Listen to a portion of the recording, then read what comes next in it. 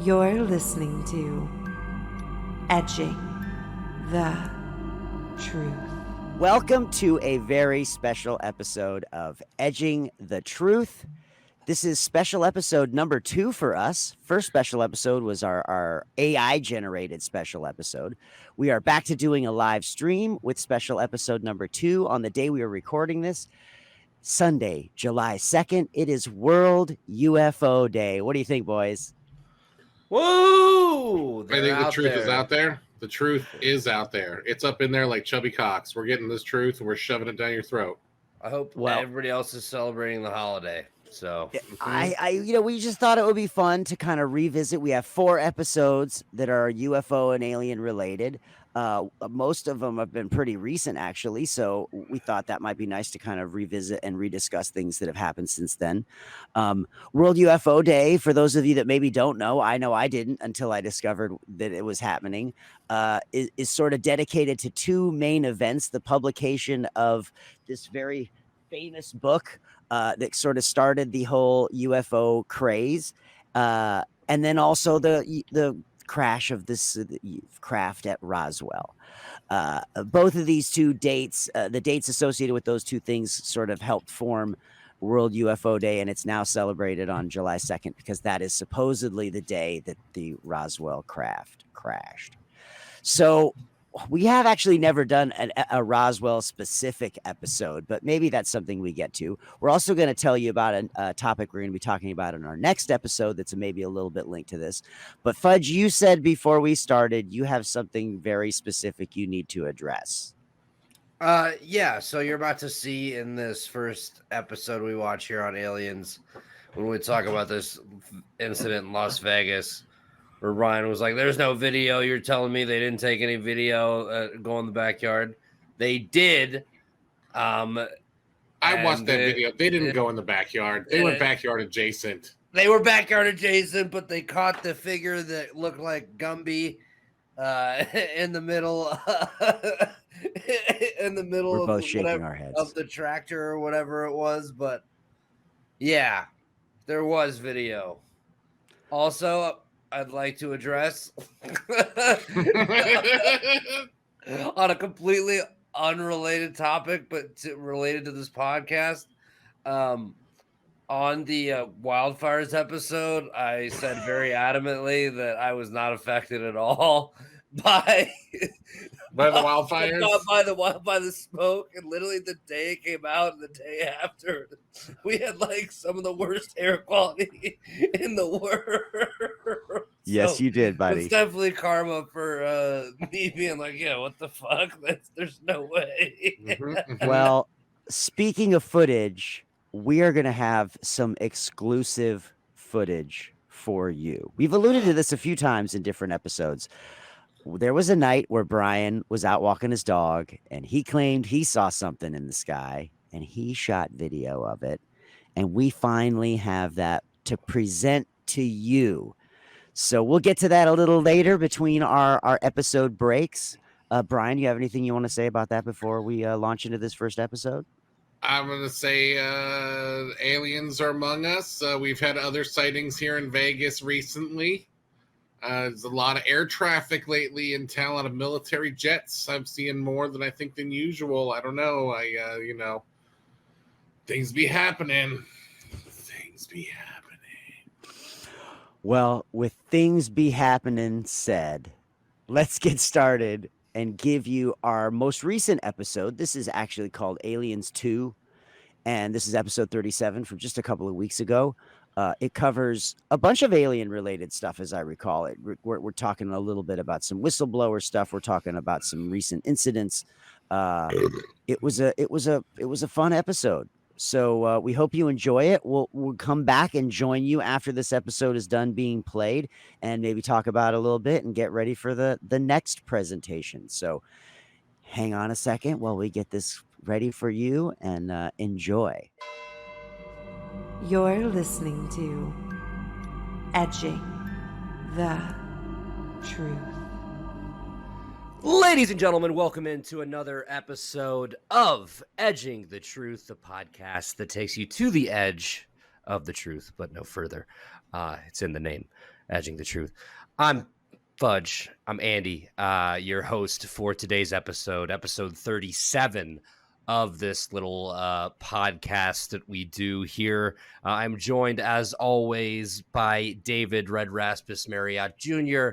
and the one and only Brian Shinanigan from Seattle, Washington, and Las Vegas, Nevada, respectively. I'm joining you from Champaign, Illinois, and we're back on UFOs, baby. We're back on UFOs and aliens today, baby. It has been a big week for believers of aliens and extraterrestrial beings, UFO sightings, what have you. I guess, boys, we'll just jump right into it. Start with the biggest one. We have a whistleblower of the U.S. government, a former highly ranked intelligence official that worked on the UAP task force. David Gersh is his name. Has filed a complaint with Congress and the intelligence. What is it? Not the attorney, the intelligence general or something. So like whoever's in charge of the government intelligence agencies, a complaint saying that there has been information withheld and that the U.S. government has been operating a UFO retrieval program for years and years. This is nothing new. And that they have recovered multiple bits and pieces of broken aircrafts, fully intact aircrafts, allegedly with dead aliens inside some of them, allegedly with alive aliens inside some of them. Now, Mr. Gersh was basically, his job was to take the information. Well, he had a lot of different jobs in the government, but when he was working with the UAP task force, he was a UAP intelligence analyst.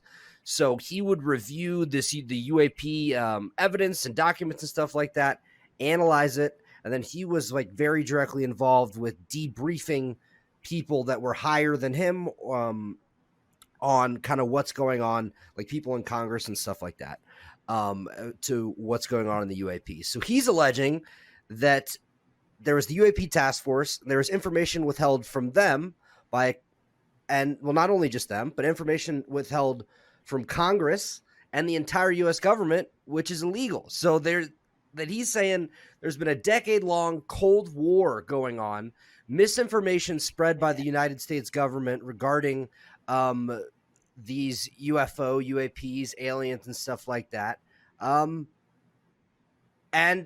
He has fucking come forward. So he was working in the government for 14 years. He started in the Air Force and then moved into an intelligence role with multiple different agencies. All of this guy's, you can look into his background. All of his credentials check out. He's had multiple medals and stuff for certain things that he's done. All of his work reports and grades were super high. He's had other high-ranking military officials and high-ranking intelligence officers that are coming forward and vouching for him, some publicly, some anonymously. Really, really interesting stuff here, boys. We got a whistleblower situation. Brian, I'm going to cut it to you first. As the known group skeptic, I just want to know what you think about this. First of all, I can always tell when you are excited about a topic because, man, you were just that was like a 5-minute straight sentence. My man was ready to go. And let me say, this got me torqued. You know what I'm saying? We had, I'm in Vegas. We had some alien stuff we'll discuss later, but we had some alien stuff in the recents. And I'll just say one thing about this story. Duh. Yeah. Yeah. Duh. Guys, you remember we did a whole thing about Chinese balloons being shot down and whatnot? We ain't heard a goddamn thing about those retrieval processes. Even the Canada one was silently said nothing about anymore. I'm saying, all of a sudden we expanded our reach, saw that we could see more alien craft and frickin' start shooting them down.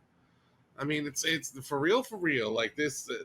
There's no doubt in my mind that that something going on here. You know what I'm saying? Like, and it's just one of those things that they're not going to keep under wraps for much longer, I feel. But also, it's what is Cap always says, like, he's like, I'm waiting for the the false flag alien invasion. He's like, that's the next one to fall, is that we're gonna have like an alien invasion thing be a false flag. And I'm like, this also could be setting up for that. I mean, all the pillars are there, but I mean, I feel like it's more likely the outside alien folk. And plus, I feel like, I don't know. There's just too much. I mean, there was a lot of articles we read this week or videos, like, in articles that we saw this week, man. And it's just like, there's a reason why we're doing episode 2, Alien Boogaloo. Like, it's like we are here in these streets with these aliens. And no, I mean, it's just the times are changing, and I feel like, even like, I mean, remember during the pandemic they had that whole thing where the military basically like said, oh yeah, there's aliens, and like we were all so shut in and traumatized, we were like, whatever. It's like, yeah, like, and so now everybody's like, oh well, people don't seem to care anymore, so I guess let's just talk about it. Mm-hmm. So, but also on the flip side, let me just go like the other end. If there really was, Trump would have said shit a while ago. You know what I'm saying? Like, he would have said shit, like no doubt in my mind, he'd have been like, such huge aliens, we gotta love them, like, it's like, so many technologies. I walked in the spaceship, I said, wow, this is a really big spaceship. Greatest spaceship ever. Yeah. Greatest spaceship I've ever We seen. have all the best people piloting them. Yeah. Only the best aliens. They're sending us our best. Yeah. That's what they're doing. And by the way, the aliens love me. The aliens are absolutely Trump 2024. Very beautiful aliens, very handsome, very, very good looking aliens. I tried to bone, but I couldn't figure out where to put it. They said my orange skin and hair was perfectly normal, totally real. Just like their culture. Yeah. But it is interesting you bring up Trump, because I believe he said something was like, man, you guys wouldn't believe some of the stuff I know, or something like that, to that effect. Yeah, he said that many times before. Red, let's get your thoughts on this. What did you think about this whole whistleblower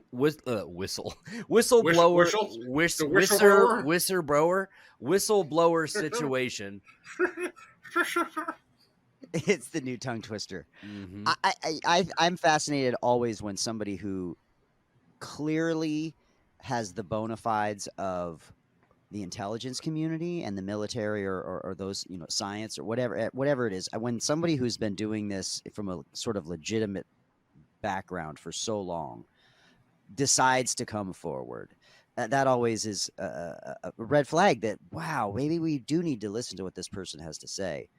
And the flip side of that too is this is a guy who isn't just a military insider who had access to things. He was very much a middleman in the information trail.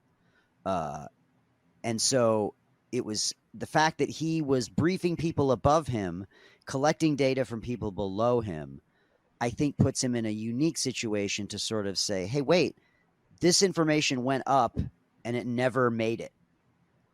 I sent this up the chain and it never made it to the people that are supposed to know this truth. And that's all, regardless of whether we're talking about UFOs or whether we're talking about classified documents or whether we're talking about things related to wars and military things. I think it's all the same. We have to go, well, this is a voice we feel like we should trust. And I think that's when you look back at I pulled that magic book out of the stack a couple of weeks ago. That was that first definitive book on UFOs. And the only reason that book was given the sort of credence it was, and the fact that it really did push the UFO, craze forward, was because he was the head of Project Blue Book. He was a guy who was intimately involved with an actual thing that did deal with this. So the fact that 55, 60 years later, we're revisiting a very similar kind of story, even though there isn't the document. And I think that's the big key. You mentioned this in our prep, that despite this guy being really solid in terms of his resume and all those sorts of things, he hasn't got anything to show us. There's no evidence. There's no documents that he stole and is releasing. He is doing this above board, so he's not doing those things. But I think it's amazing that we're still talking about new information coming out. This is not a new story that the government's been collecting UFOs. That's what Roswell was all about. I mean, that's what they did, right? That's the whole point of what the story of Roswell was. So obviously, if we've been doing it since Roswell, yeah, we've been doing it for a long time. I think this also leads us really interestingly into what comes after, and kind of is happening concurrently with both the Pentagon and other aspects of the government coming, having their rebuttals. I don't know what you think about that, Fudge, but yeah, that's a hell of a segue. So the Pentagon came out, and so the Pentagon and AARO, so it's the All Domain Anomaly Resolution Office. So this has to do with shit in the sky, shit underwater, all domains, all anomalies. So they are the department that handles this kind of stuff. So they are a section of the DoD tasked with investigating and identifying unidentified anomalous phenomena, or UAPs, a government-created phrase used instead of UFOs. UFOs is way better, by the way. To date, AARO has not discovered any verifiable information to substantiate claims that any programs regarding the possession or reverse engineering of extraterrestrial materials have existed in the past or exist currently. The AARO, working with the Office of the General Counsel and Air Force Office of Special Investigations, has established a safe and secure process for people to come forward with information. They always say that. That is the go-to. Those safe and secure are the buzzwords. AARO welcomes the opportunity to speak with any former or current employee or contractor who believes they have information relevant to the historical review. So there you go. They're denying that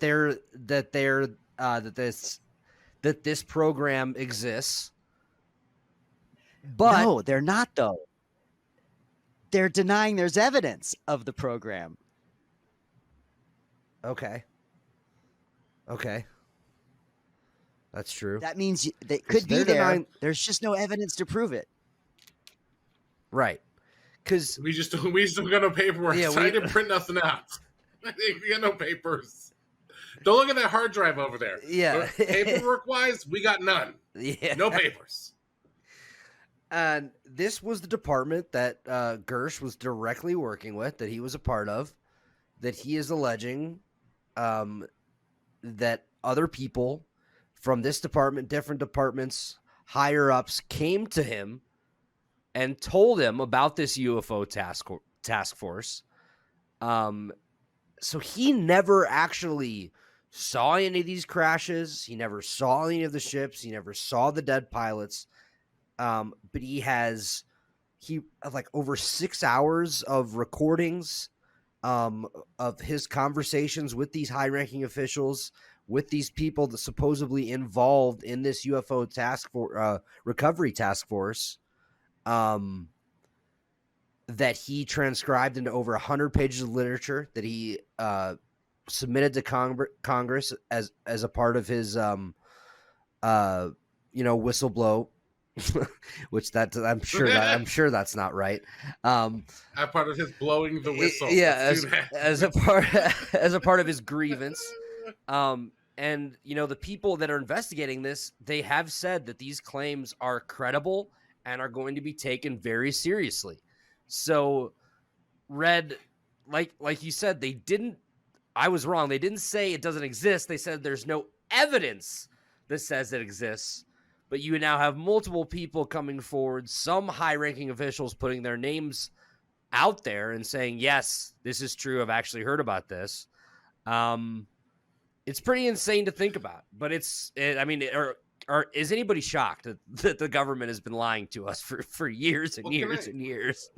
Let me say this. Let me say this about this, especially this guy. All right, like most military people, like, you know, they're a different kind of crazy. You know what I'm saying? They're like that. Like, no, it's about the military. It's like follow orders. Like, it's a program thing. I mean, that's why they go through boot camp and do all that stuff to teach them how to act in the military. And like, so like they follow orders. They do, like I said, this dude was just literally doing what he was talked about, and he was doing his job. That's literally all he was doing was his job, and was like, wow, like either that or this was one of the greatest work catfishes of all time, where they were like, let's get this fucking guy to believe we're doing alien stuff, you know, and everybody's in the coffee room like, all right, who's going to tell him today that we recovered a craft and live aliens, you know, like it's, you know, unless it was one big office like fuck around, I don't think that it's. It's that'd just be awesome. These guys don't lie. It's the same thing they did in all those reports in Congress that came out in 2020. These are from Navy pilots. These are serious individuals. You know what I'm saying? Like they are like living with life and death every single day, just flying a plane, you know, that has bombs strapped to it, trying to land it on a small strip of land in the water. You know, it's like these guys are serious people. So when they see stuff, that's what they're trained to do, is see stuff and report on it in detail. Like, period. So, I mean, them saying like, yes, oh, none of this exists. None of this exists. We've been saying that since Vietnam. You know what I'm saying? Like, since Roswell. It feels like Agent Orange, it's like, I'm all sure that kind of stuff. Yeah. Right. And it's like, so, and even those guys who came out that they said were crazy were like, no, they were right too, because they were just trained to follow orders. They have no reason. There's no skin in their game to lie. They don't care. Exactly. They just move on with the next order, you know? So it's just, but yeah, I mean, all their responses, that's classic Pentagon stuff, you know, and it's, if anything, it's just reinforcing it more. And that is a good point. And he said that in the interview that I watched. He's like, I mean, I'm putting a lot on the line here. Like, I'm putting my personal life, I'm putting my work life, my professional life. Like, why would I? People I would will call him a wacko. Exactly. You know? I have no reason they will to say he's a nut job. Why would I do this if I was lying? So, man, super compelling. Feels like exactly. And he actually left government. So after he originally came to Congress, I believe it was like over a year ago, and he received some backlash from people in his own department that he was working with. Like, was treated not very well. So I think as of April 7th, 2023, he left the government. So he's not even, it's like just over a month of not being a government employee anymore. So this will be a case to watch for sure. I want to see, as more information comes out, are they going to declassify any of the documents that he's talking about? Documents? Because that was the documents. Are any of those going to be declassified? Because that was a major reason why he was not able to show some of his evidence, because it is a threat to national security, as he said. So we'll see how that goes. Brian, you mentioned the Navy a little bit earlier. Another nice segue for us. They've been very open about their findings. They've released a ton of footage of Navy pilots that have, you know, caught unidentified flying objects flying through the air. Red, what did you think about this? Did you how compelling is this to you? Does this sway you at all? Well, again, I think that it comes back to the, you know, a Navy pilots reporting this stuff, and especially when there's you know, documented footage. I feel like it's you go, well, these guys aren't trying to get famous. They don't get anything out of this. They don't get on TV and get interviewed so there's not, again, it's like the whistleblower. I feel like there's nothing to gain. I do feel like the fact that the Navy has been seemingly a little bit more open, and we'll talk a little bit more about NASA kind of in the next segment. They've also kind of had an ongoing thing the last few months related to UFO information and what we think we know and what we think we know. I feel like the fact that the Navy has stepped in at this point and sort of said, hey, we're going to at least let you see what we've seen. and we're going to at least let you decide for yourself. I think, as we've talked about UFOs in the past, there are tons of things that people have photographed that clearly that people think are UFOs that aren't, and there are clearly things that people have filmed in the sky that does not appear to be any explanation for. Our very own Brian Shinanigans has had one of these experiences, as I recall, about a year ago. Yeah, I filmed some shit in the sky. I saw it. It was moving around. It had lights. And that's not the one that just happened a week or two ago. This was a year ago. No. So this was me out at like 3 a.m. walking the dog. Maybe I was a little too high, maybe not, but that video there'd be stuff. There'd be stuff. Absolutely. And I think the fact that the Navy is one of the few government agencies to really step forward with some transparency has been helpful. And I think it's sort of sparked all these other people to sort of go, well, wait a minute, why, if the Navy's telling us what's going on, why isn't the Air Force? Why isn't this group? Why aren't these people, telling us about it? So, I mean, the Navy's always been inclusive. You know what I'm saying? You can help your fellow man. I mean, they are very, very positive on the gays. Some very big songs about them. For some reason, also the YMCA. I'm just saying. All right. Let's move on.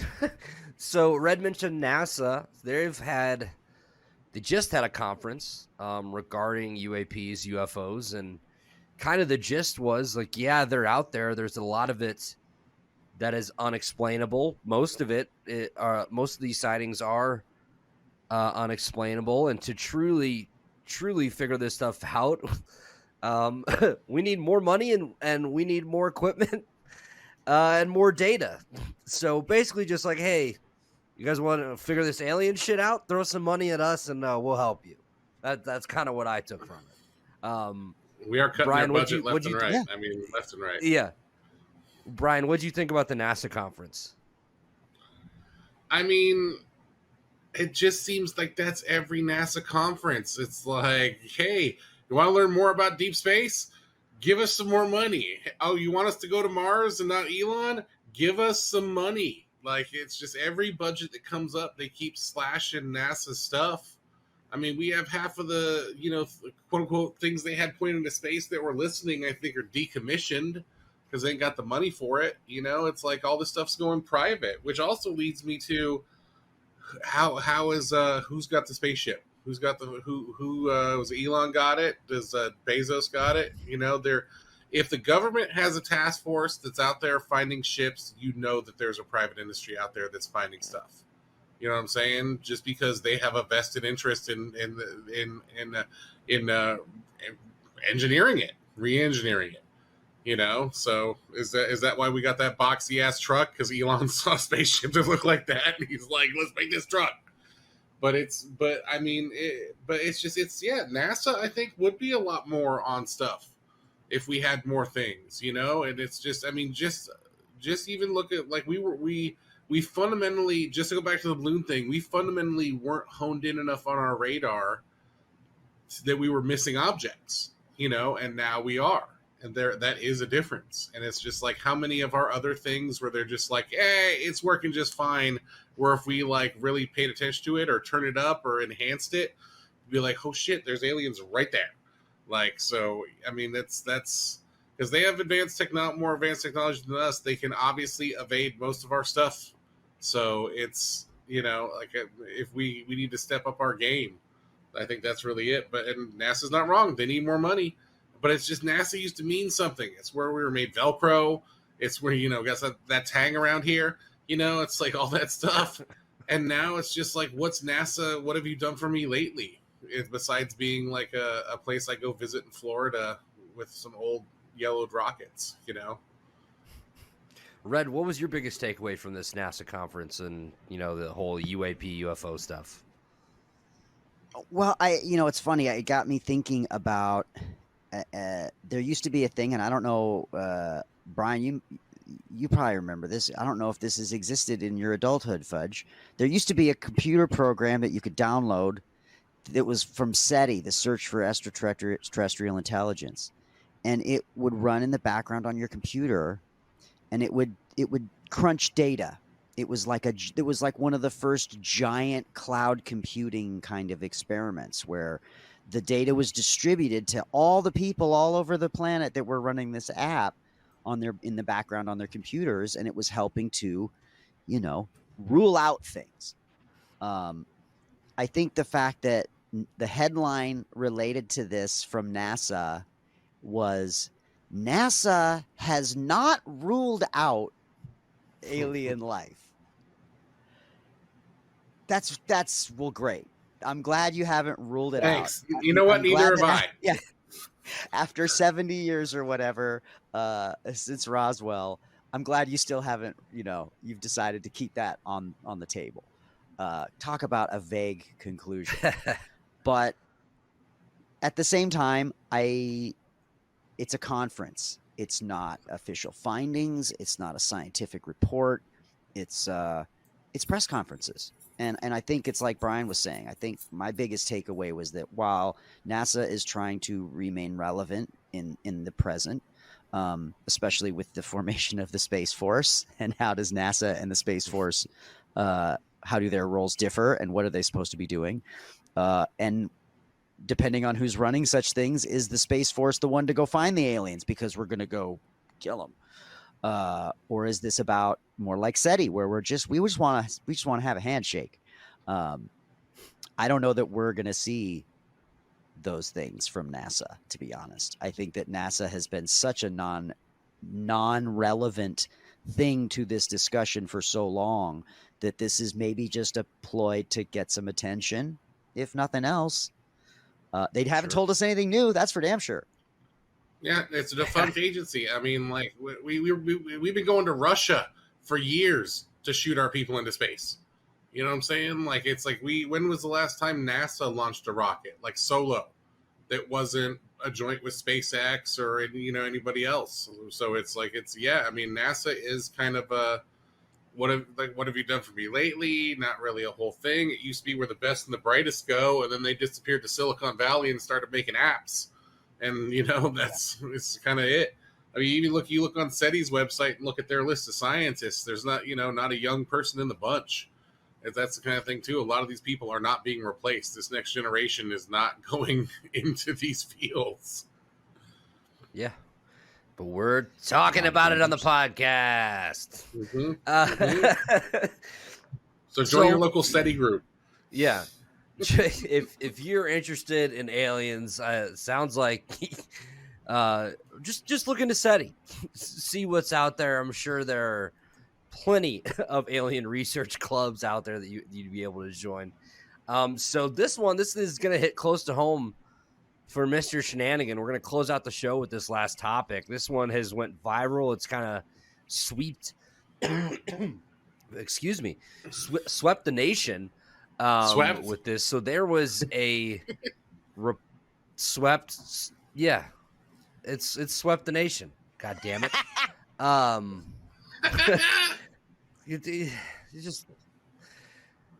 There was a UFO sighting above Las Vegas. Multiple people reported seeing this light. It is apparently crashed into a family's backyard. So as this kid tells it, him and his brother were in his backyard around midnight, working on his truck, and they heard a loud, like, falling noise from the sky, and they saw a light, and they heard a fucking, like a boom, like a loud crash. And they went and looked, and it was a fucking spaceship in their backyard, or what they described as a circular, the classic UFO description. With 8-foot gray and green creatures, with large eyes, large mouths, one in the spaceship, one that was out and crouched somewhere in their backyard, just staring at him. Said he could hear him taking deep breaths. Didn't make any noise or anything like that. So they call the cops. The cops come out. They come out to the backyard. They notice that they're in the dirt or gravel in the backyard. There is a perfect circle imprinted. They don't see any aliens or anything like that. And so one cop's like doing some investigating. Another one gets in his squad car and is like going around the neighborhood and asking people if they've seen anything. It's like, hey, it's going to sound crazy, but do you see anything fall out of the sky? Because there were multiple reports of flashing lights fucking falling out of the sky. And actually, around the same time as this 911 call, a police officer's body cam caught footage of a fucking bright light streaming across the sky from a few miles away. And a couple minutes later, you cue the 911 call from the kid like, hey, I swear I'm not fucking around. There is an alien in my backyard. Like something just fucking crashed in my backyard. I mean, shit. We'll go live to Las Vegas, ladies and gentlemen, to Brian Shinanigan to get the local reaction. What are people in Vegas saying, Brian? What do you think about this story? Did you see anything on that evening? Just fill me in, buddy. Not at all. I didn't see nothing at all. I do know someone that firsthand saw the lights. Was a waitress at the comedy club, said she did see the lights that night. She was driving and did see lights. Multiple people recorded seeing the lights. It was a local thing a lot of people saw. Now, this is the only thing that gives me pause. This entire family had no fucking phones, okay? Nobody took out their goddamn phone and snapped a picture, recorded, nothing. You went and called 911, but you did not record or nothing on your goddamn phone. If there's an alien in my backyard, I can't get my phone out fast enough. I mean, my God. I'm not sitting there going like, hey, everyone, come look at the 10-foot aliens. I'm saying, hey, bring every single one of you has a goddamn phone in your hand. Come over here and record this. Like, I do not understand. Like, that's the only thing that, and it could be some people fucking around with the drones or whatever, like there is a lot of like other explanations for it. Cause like I said, but people did see lights streaking across the sky and it was, you can see it in the video. It is fast, but I can't even get a picture of the quote unquote indentation in their backyard. You tell me the police didn't take a picture, didn't have another picture that day? Did you see the video? I sent a video in our. Do they have you in this in their backyard? Yeah. Or where they show? Because everything that I saw they cut off because the moment they went into their backyard, that was considered private property, and they didn't show that part.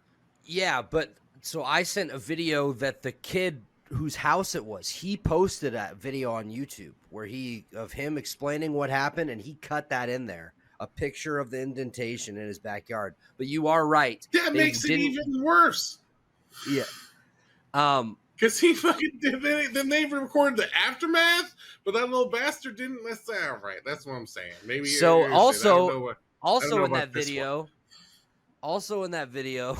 there was a recording of them, like in the side yard.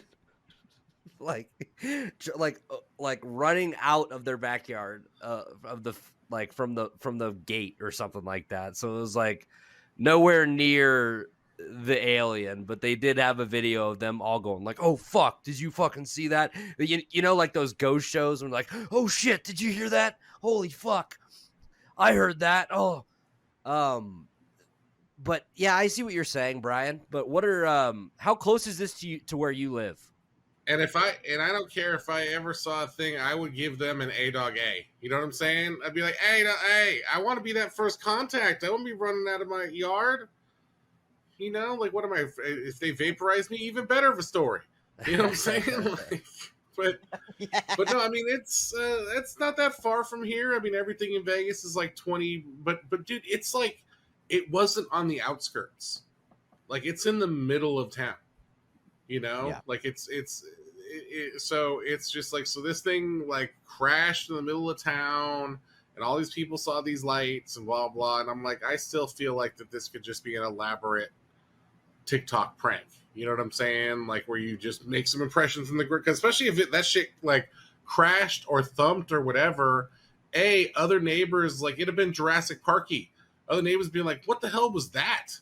You know, like I was in the apartment here when they dropped an air conditioner that they were trying to lower down on the ground, and it shook all these apartments. So, and that wasn't falling from that high. Mm-hmm. So there's just a lot of ins, a lot of outs, a lot of what have yous. But on the flip side, could be real. It could be real.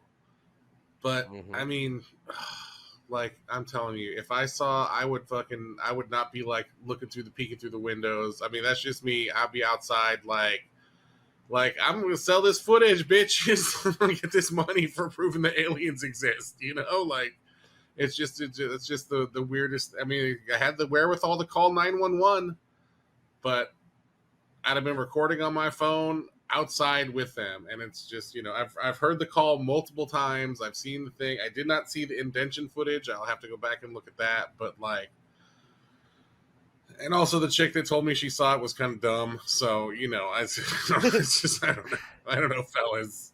Of course, because you know her Mercury's in retrograde and her crystals needed charging. So yeah, I got it. Also in that video, he clipped like one of his neighbors or somebody in the neighborhood had a ring, like their Ring camera picked up the sound, and you heard on the Ring camera. So I thought that was interesting too. So it sounded like, don't know what it was, but something fucking fell out of the sky. I'll believe that. Red, what was your thoughts on this? I know when we were talking about this pre-show, you said this kind of reminded you a little bit of the Virginia incident that we talked about a few episodes ago. Yeah, I wonder if aliens go to places with V's in the title. I mean, wasn't that the TV show back in the day, V, the series, the V for visitors? They just go to places with V's. I don't know. I feel like, I mean, I remember when this hit the news. Like this made news. Like it wasn't just something that was on the internet. It was covered by local news and those sorts of things. I spent most of yesterday just chilling out with my sister and watching the First 48, you know, the crime show where they do the investigations of all these things, and it's the first 48 hours. And yeah, women be watching. All I have to say is Ring cameras there should be evidence. There should be some more evidence if this actually happened the way that it's being portrayed. Now, I can't remember what's the story about where they went after the 911 call comes in there. The thing is crashed. The aliens are in the backyard. Well, what's the explanation for where the evidence of that went? If the thing is still there, then it should still be there. If it got up and flew away, then we should have seen it fly away. Yeah, where did they go smooth out their gravel after? Really like, oh, gotta make sure we hide the alien evidence. Like, no, I'd fucking have like people like, everybody come look at the fucking. I'd sell tickets. Come look at the alien pit. Yeah, you know, like, and no neighbor went and thought to look over the fucking wall. I don't know. What the guy said, he was like, we went to look in the backyard, and that's when he saw the alien like crouched and hiding. And then there were supposedly two, one out of the aircraft, one in the aircraft. Then he was like, my mom and dad were like, get inside. So we went inside, and they said they heard like on their roof, like something on their roof. And then the cops got there, and when they went back out, it was gone. Like it wasn't there. So, but that is a good point. Like if it made so much noise falling, like you seem to think that it would, you know, at least flash some lights or something when it's taken off. I mean, I don't know alien technology, boys, but that's just what I would think. Well, and if it crashed, some sort of propulsion thing visible, something. Yeah, and if it quote unquote crashed, I mean, what are they like? We just had to put a little air in the alien tires, and we were good to go after like 2 minutes in this fucking backyard. Like, what the guy had to get out and take a dump in his fucking yard, and they left. I mean, they were just drunk ass aliens. Yeah, I mean, if aliens were gonna blend in, Las Vegas is the place. You know what I'm saying? You can walk around on the street with an alien, people be like, "You want to play a little blackjack?" You know, like it's normal here. Well, I think we've gotten to a pretty good spot, fellas. We've discussed some really interesting alien and UFO topics. I'll pose this as our last question. Does any of this evidence, like, really, sway your opinion at all on the UFOs, on aliens, that makes you believe, hey, like, we truly are not alone? There's something to this. There's something out there. Red, I'll start with you. I mean, I feel like it puts me. I'm in the same place I always am. I want to believe it. I want to. There's a big part of me that I watched Close Encounters a week or two ago, and I was like, this has all of those great, beautiful, nostalgic vibes of what it's like to fall into the world of UFOs, and I think that's fascinating. It doesn't really sway me either way. It makes me hopeful that we will get something more concrete in the future, but that's all. Brian, what do you think? Anything here really hit you like, man, like I think we got something to this? You guys knew I was, from our last episode, I'm already all in on aliens. I think Earth is the backwater zoo the aliens come to. So it's like, and especially here, like I said, the aliens know they can come get drunk in Vegas and nobody sweats it. Yeah, they come on down here. You know what I'm saying? Like, it's I'm all in on aliens. I think that, maybe aliens are the ones stealing all these catalytic converters here in Vegas. Maybe that explains a lot. Maybe that's what's happening here. But it's you're saying, wait, so you're that here too. You're saying that Aliens versus Predators got it right? Was that were they stealing catalytic converters in that movie? No, the premise of the movie was that Earth was their playground, right? The Predators would come to Earth, and they would use 100%. Us to yeah. 100%. Like I said, we are the. I wouldn't want to see Disneyland because that would imply that we were fun. I would even say that we're almost like the Human Museum. Or it's like when the Germans come to America, how they hate America, but they love the Southwest because they don't have that shit in Germany. They don't got no Grand Canyon and stuff like that. So they'll come here and climb the mountains and everything and then go back home and say how much better their country is. It's the same here. Aliens come here, be like, look at these garbage people, but look at this beautiful waterfalls. And then we're out. So it's, yeah, I mean, I believe there's aliens. I hope that we get alien stuff in our lifetime. But obviously they ain't interested in talking to us because they think we stupid as shit. So, yeah. So I feel like that's where we're at. I feel like it's just going to be more. I mean, I'm with Brian, man. I'm all in on this. Dude, we are totally not alone. There's shit out there. This military guy coming forward just confirms to me that, yeah, they're hiding some shit from us. They know some shit. They've made contact. Something's going on. I don't know if it's dude, like you see in movies where they go into like a laboratory and you've got a bunch of fucking aliens and shit in the tanks, like fucking floating there or whatever they are.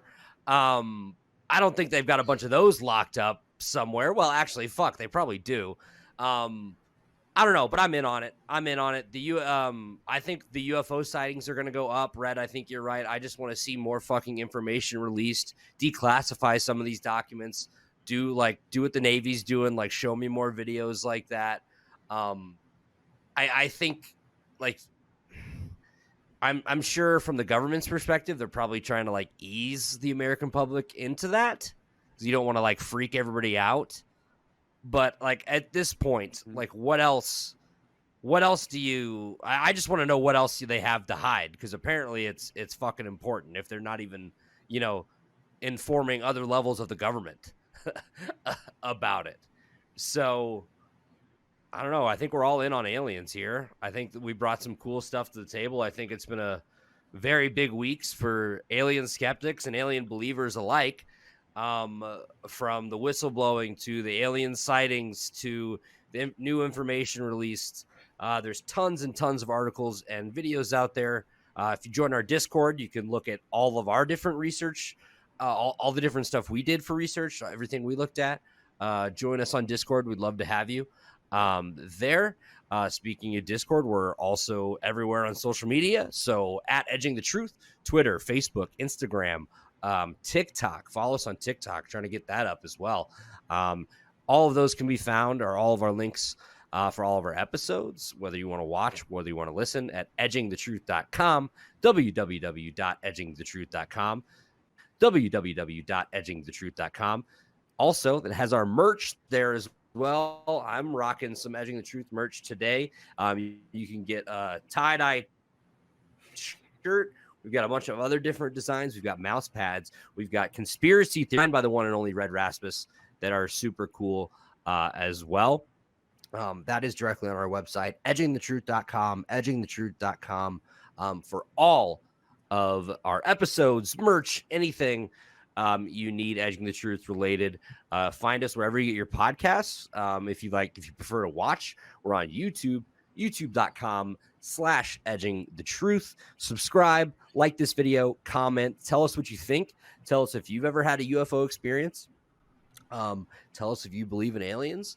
Another great way to do that would be by calling our voicemail line at 917-979-6071. We want to hear your crazy theories. We want to hear your experiences. We want to hear your comments on what we had to say, whether good or bad. We don't care.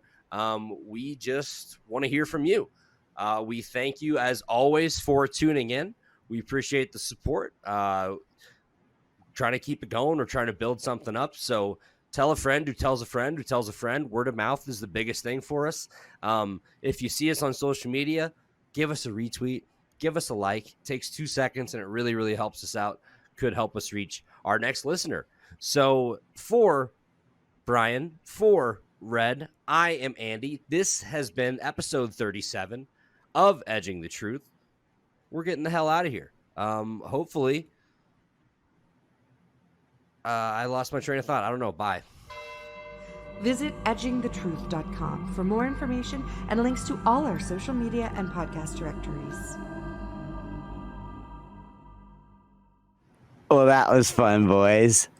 To this day, no idea what I was meaning to say after. Hopefully, I have no fucking idea. Great episode. That was fun. That was a fun one, and I think it reminds me of the fact that if you're a UFO fan, it's a good time to be alive. There's a lot to talk about. My dad's no longer around. He was born in the early 40s. He would have loved all of this stuff. This is like right up his alley. He went through the UFO craze of the 50s. Now that said, we made some references, and we're gonna follow up on those references for you today. We did make mention of the Virginia incident. Our next episode we're going to play for you is going to talk a little bit about that. But we have some video footage that Mr. Brian Shinanigan has taken himself. Would you like to tell the story just in the short version before we play this, Brian? What is going on right here? What's going on right here? I'm just going to go ahead and play this. Oh my God, this whole time I couldn't hear you guys at all. I was still in the waiting room. That was the craziest thing. You son of a bitch. How long have you been talking? so- like too long? Like, was I Yeah, supposed a to set up couple the of clip? minute or two. I mean, he just tried to kick it over to you, and Yeah, just kicked You it right had to no you to idea. tell us your story about your video, and then you went, "Oh my gosh!" All right.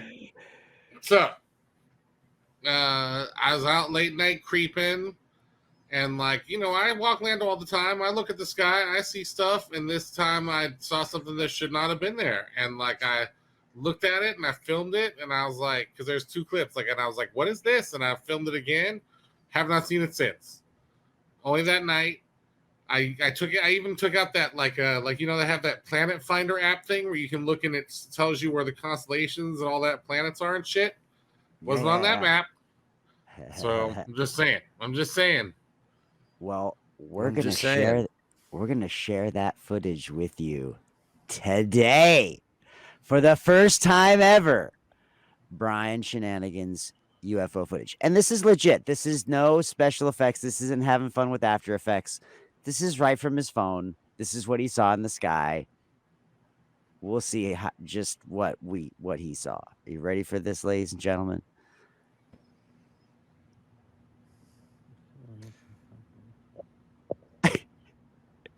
I know it's thrilling footage, but you know, light in the sky. It's pretty big. Actually, filmed this on a toaster. I mean, look, you can see kind of zoom in the apartment building. It's pretty big. You know, like when you go out big. And you come back in, like it's big. No, it's real big, and it's big. I mean, I've been to I know what that view looks like standing out in front of your apartment building. That would be very big in the sky. Big in the sky. It is interesting how big and bright it is. Yeah. Which is very rare. Like, I feel like there's just a genuine general haze around Vegas. Yes, that's exactly it too. It has to be bright to overcome the city lights, like all of those things. Bright to overcome the city lights.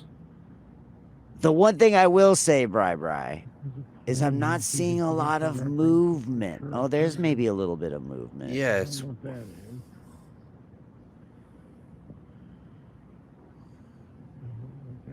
But it is bright as heck, and definitely not a satellite. Definitely not a plane. Definitely. It was not there the next day. I mean... It was not there the next day. I don't know. It was weird. It's weird. I tried to discount. Like I said, I used that Planet Finder thing, you know, show me the Hubble telescope, all that other shit, and that thing just didn't show up as any kind of celestial body. I mean, I think that's always a giveaway for me. Like, I use that thing all the time. When you see a bright light in the sky, you can almost always point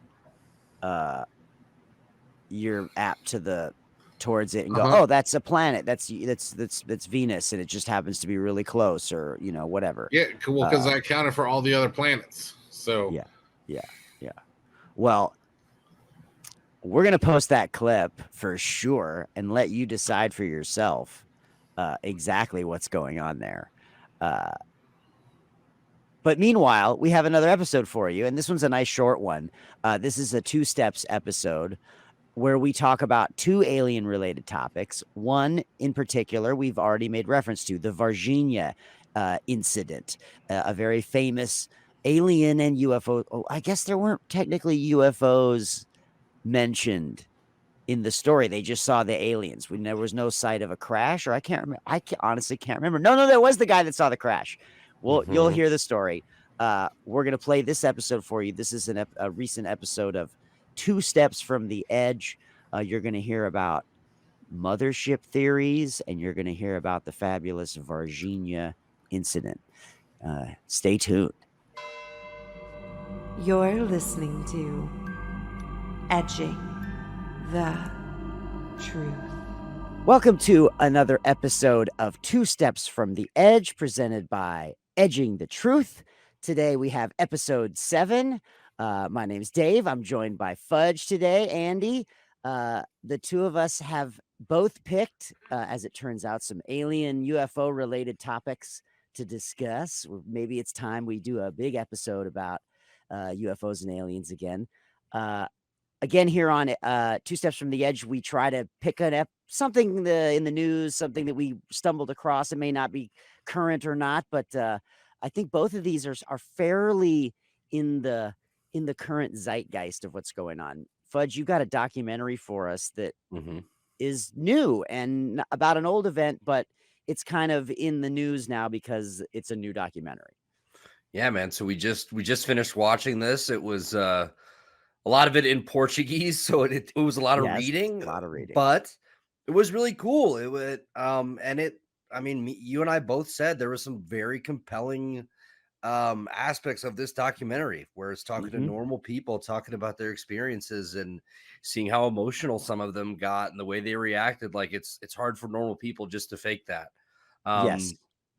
So James Fox, he is a documentarian and a director. He's made several documentaries in this conspiracy theory, I guess, space theme around various topics. This time looking at an event that happened in 1996, April 20th, I think, 1996, in Varginha, Brazil, not Virginia, Varginha, Virginia.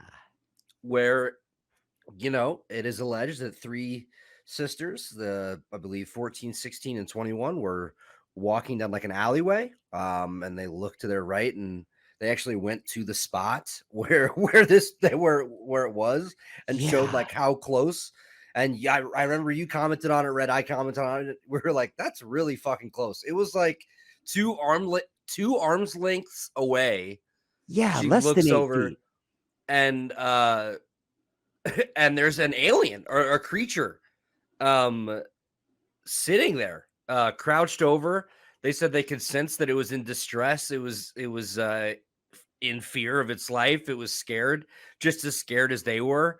They described it as being, you know, short, hunched over, like gray, large head, bumps all around the head, and these just huge red eyes.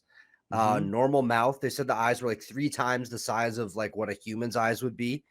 They lock eyes. 2 of them run away, and I think the oldest one stands there because she said she was like frozen. She couldn't move. So I think one of the sisters came back and got her. They run and they go tell their mom about everything that's happened. The mom goes back with one of the sisters, and she sees one of the footprints. But the creature is no longer there. But they both just described this just awful smell. Supposedly, like the sister says ammonia, the mom said no, it's sulfur. So anyway, like a rotten egg smell, right? And they go back home, and this story just kind of blows up. So it turns out that the local fire department in town, had caught one of these creatures early in the morning. And now this second one was on the loose and actually ended up getting caught by military police. A military police officer like grabbed this thing with his bare hands, and threw him in the back of the car. And I believe it was taken to a hospital. Is that right? Yeah, right? There's like, that's the crazy thing about this story, is that it's very detailed about exactly, at least the way it's portrayed in the documentary, the series of events, the bodies being found. I know first off the crash. We hear about the crash itself. Then we hear about the 2 different creatures in the town. Then we hear about the creatures being taken to various hospitals, a regular hospital, a military hospital, et cetera, et cetera. Before then, finally, the bodies all go to the military, and then apparently the Americans swoop in and take it away, and that's the end of it. Right. It's a weird story, and there's a lot of details, a lot of corroborating evidence about the story. Now, whether they were aliens or not and all that business, obviously we don't have a lot of truth and facts. And of course, the one guy who seemingly has some answers, the general or whatever he was, is holed up in his house and doesn't want to talk to anybody, and is like, I'm going to shoot you if you don't get off my property. So the guy, yeah, right. That was crazy. So the guy that was driving the car with the other military police officer that grabbed the alien and captured it, he is still alive. His last name is like Lopez or something like that. Yeah. He hasn't been heard from in 20 plus years, basically since this event happens. In the documentary, they find a way to contact this guy. They find out where they are. They get permission from the mayor to come to this guy's property to try to talk to him. And he doesn't want to do it. So he's just kind of hanging out of his window. And he's like, yeah, I'm not going to answer any questions about the ET. Yeah, if you don't leave, I will remove you with bullets. Like that was my favorite way. The way they put it, I will remove you with bullets. Yeah. So and James Fox is there, like, what's going on? Like, he has no idea. He's like, what is happening? Can I please just ask him one thing? Yeah, what can I please just ask him one thing? So anyway, like, they find this guy, the guy's alive, but he doesn't want to talk. Like that was like a big theme of the whole thing, was like the hush hush that the government was keeping this, right? They didn't want any information about it to get out. They didn't want anybody to know what it was. And it was interesting, like very early in the documentary, I forget who exactly it was. I think he was a former general in the Brazilian military, said like typically governments like cover things up when they don't have an explanation for their general public. So it was very interesting to see, because they interviewed a military guy. They interviewed the guy that drove the supposed alien dead body around from hospital to hospital and then to the military base. We were talking about that stench earlier. They said they talked to a doctor who gave the alien x-rays. X-rayed like his whole body. The alien was in a body bag. They didn't take it out of the bag. They wouldn't let him really look at it. He didn't get to see any of the pictures. They had him do everything. They said, thanks, have a nice day, don't say anything, or like, get out of here, keep this quiet. A lot of it was just like very, very fishy, and it made you think like, okay, I think there's really something to this. You know what I'm saying? And then, we didn't even talk about the guy at the beginning at the farm who witnessed the crash, right? Yes. But then who was super overcome with emotion. I mean, the minute he got his bearings and was like, no, I think it's over here. And then he was standing there and he's like, no, this is the spot. And you can see the tears on his face, and because he's also somebody who hasn't made a statement about this in 20 some years.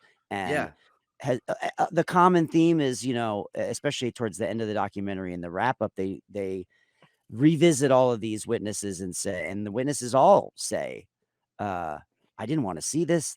I haven't made any money from this. It hasn't been good for my life. I've just been made fun of because of this.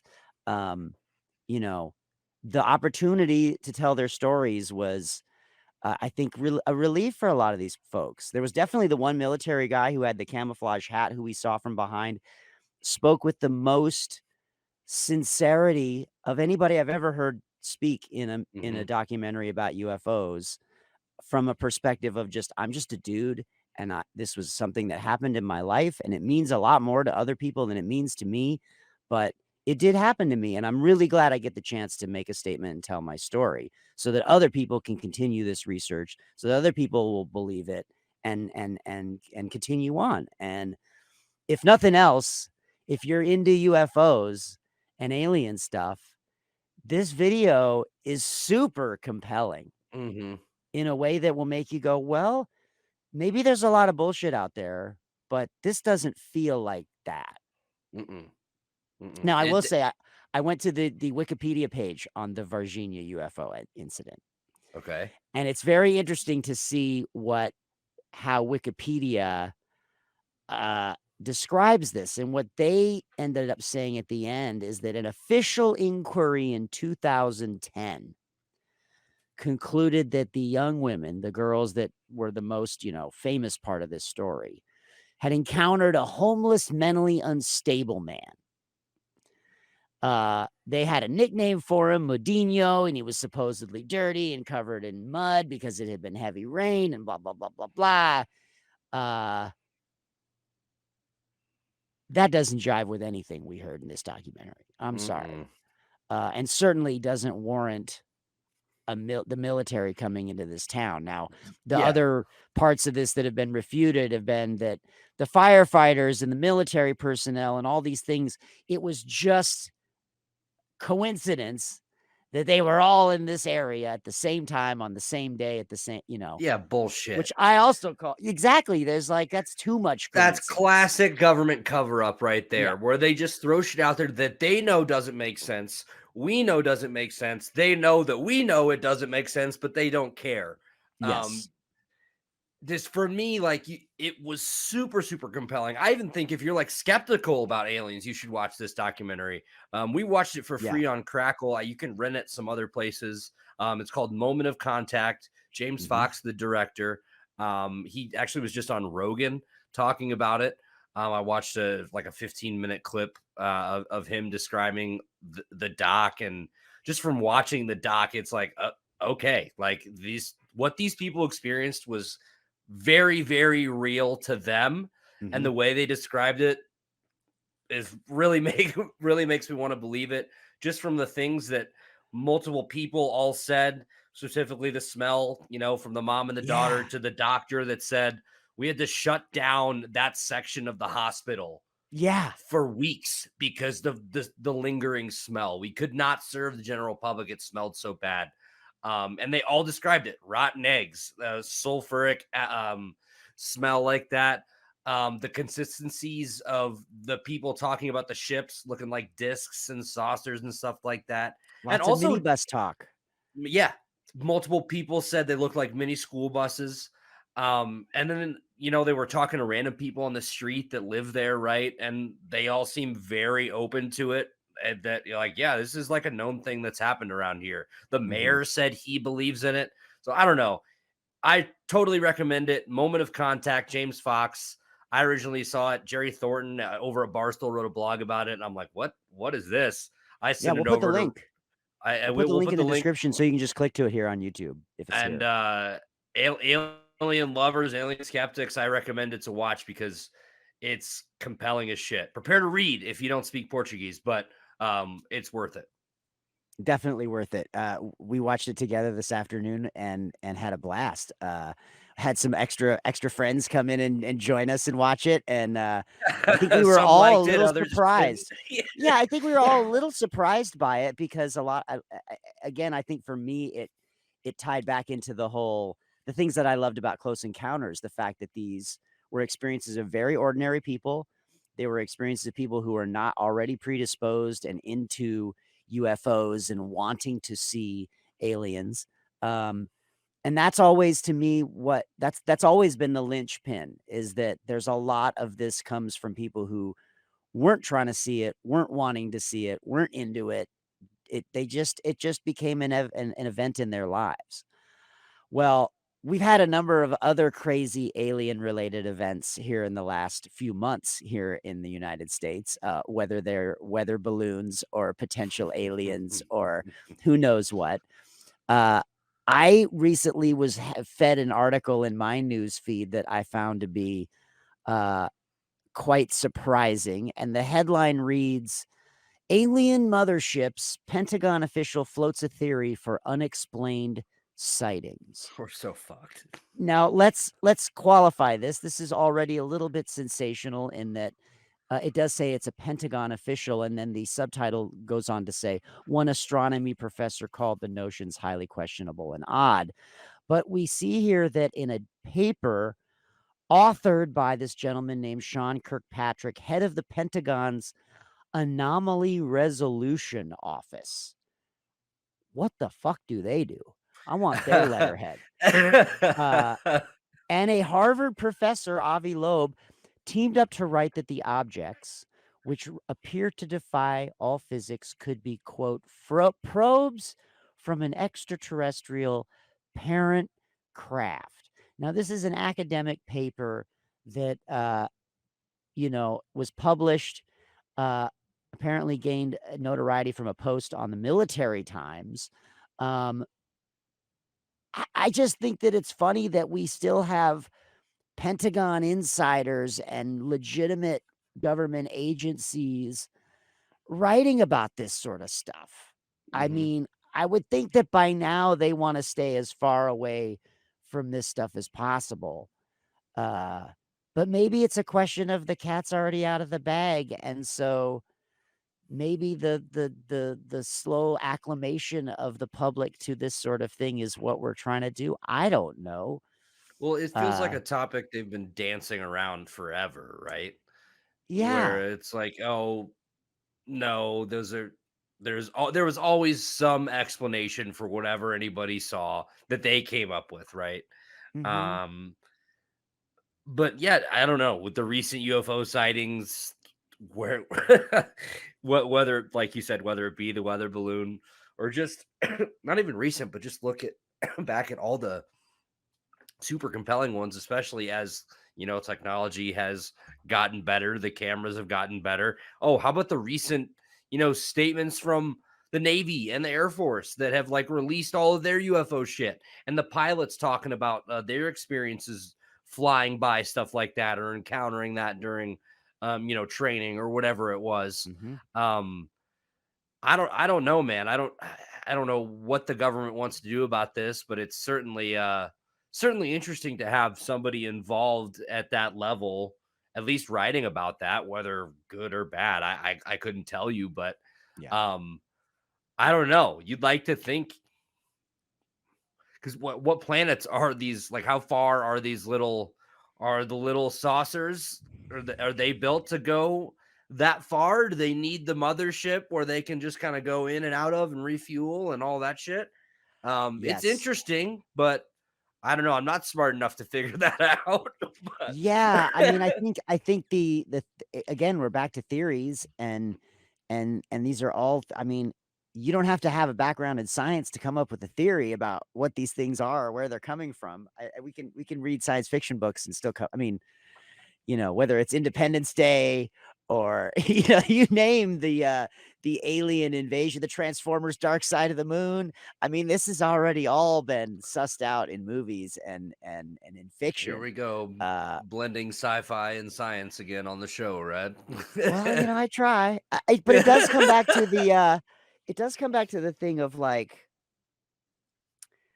it's interesting to me that there's a point at which you kind of go, well, you heard them say it in the documentary we watched. They kept this covered up because they were afraid that it would break down society, that the population would collapse, that that's an ongoing reason for keeping these things under wraps. I don't think that's a good reason anymore.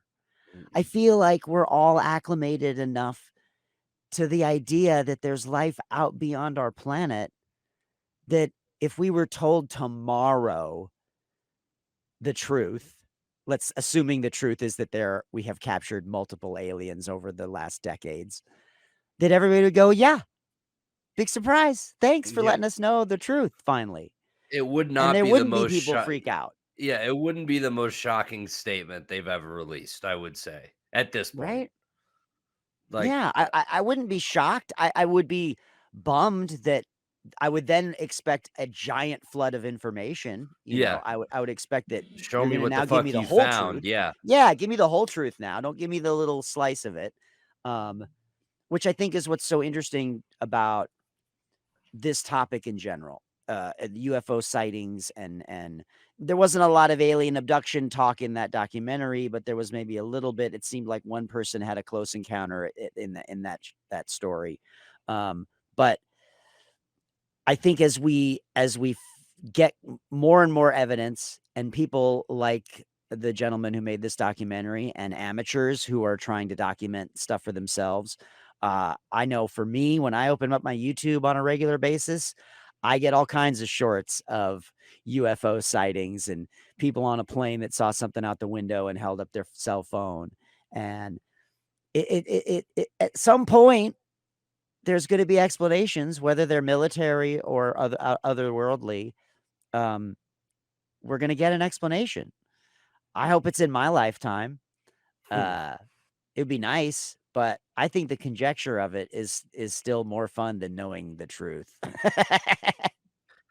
Absolutely, because now we just can debate it till the end of time until Yeah, no one when has to there's be no right. yeah, when there's no definitive answer, we're all just idiots yelling at each other, so it doesn't matter. Well, we would love to hear from you on what you think about UFOs and aliens, and if this Varginha, Brazil, also known as the Brazilian Roswell, if you think it happened, you think there's any credence to this mothership theory? Is there a mothership hiding behind one of the planets in our solar system, sending probes our way? you can reach us a whole bunch of different ways. The best way and the way we would love to have you reach us is via our voicemail. You can always call us at 917-979-6071 any hour of the day or night. You will not ever talk to a real person. It goes straight to voicemail. Leave us your story. Leave us your comment. Tell us how stupid we are. You can do anything on that voicemail. And if you'd like to support us and follow us in other ways, you can find us everywhere in social media. We are at Edging the Truth pretty much everywhere. If you would like to support us in any way financially, you can do that at our shop. We have shirts and hats and a variety of other things that you can take home with you. We now have conspiracy theory journals. So if you want to track your own experience with UFOs, you can do that in our own special branded journal. We've got lots of other stuff coming on the pike, but just keep following us. We appreciate it. Make a comment, share it with some people that you know. If you think they would like to hear about this stuff, maybe not hear what we have to say, but hear about the stuff we're talking about so they can go watch documentaries. Share it. Tell somebody you know. How do you say it? Tell someone. Tell a friend who likes it. Tell a friend who tells a friend. Thank you. I mean, yeah, that's the word of mouth. That's the biggest way for us to grow. It's been another great episode. 2 Steps from the Edge, presented by Edging the Truth. Follow us on all of our social media at Edging the Truth, Twitter, Instagram, TikTok, Facebook. Like this video on YouTube, subscribe, comment. If you're listening on Apple Podcasts, leave us 5 stars, leave us a rating, leave us a review. Or I don't know how the other podcast platforms work. Leave us a rating, leave us a review, like us, subscribe to us wherever you're consuming our content. If you are consuming the content, we greatly, greatly appreciate it. What's that? Thumbs up. Thumbs up. I thought it was a finger going like, hold on 1 second. I gotta fit one more thing in here. But yeah, I think we're good here, right, Red? Yes. Thank you so much, everyone, for listening to this episode of 2 Steps from the Edge. Visit edgingthetruth.com for more information and links to all our social media and podcast directories. Another fun one. Yeah, that made me think of so many different things. It's just crazy that we're talking about things with the government releasing information, and not a week or two later was all the whistleblower stuff.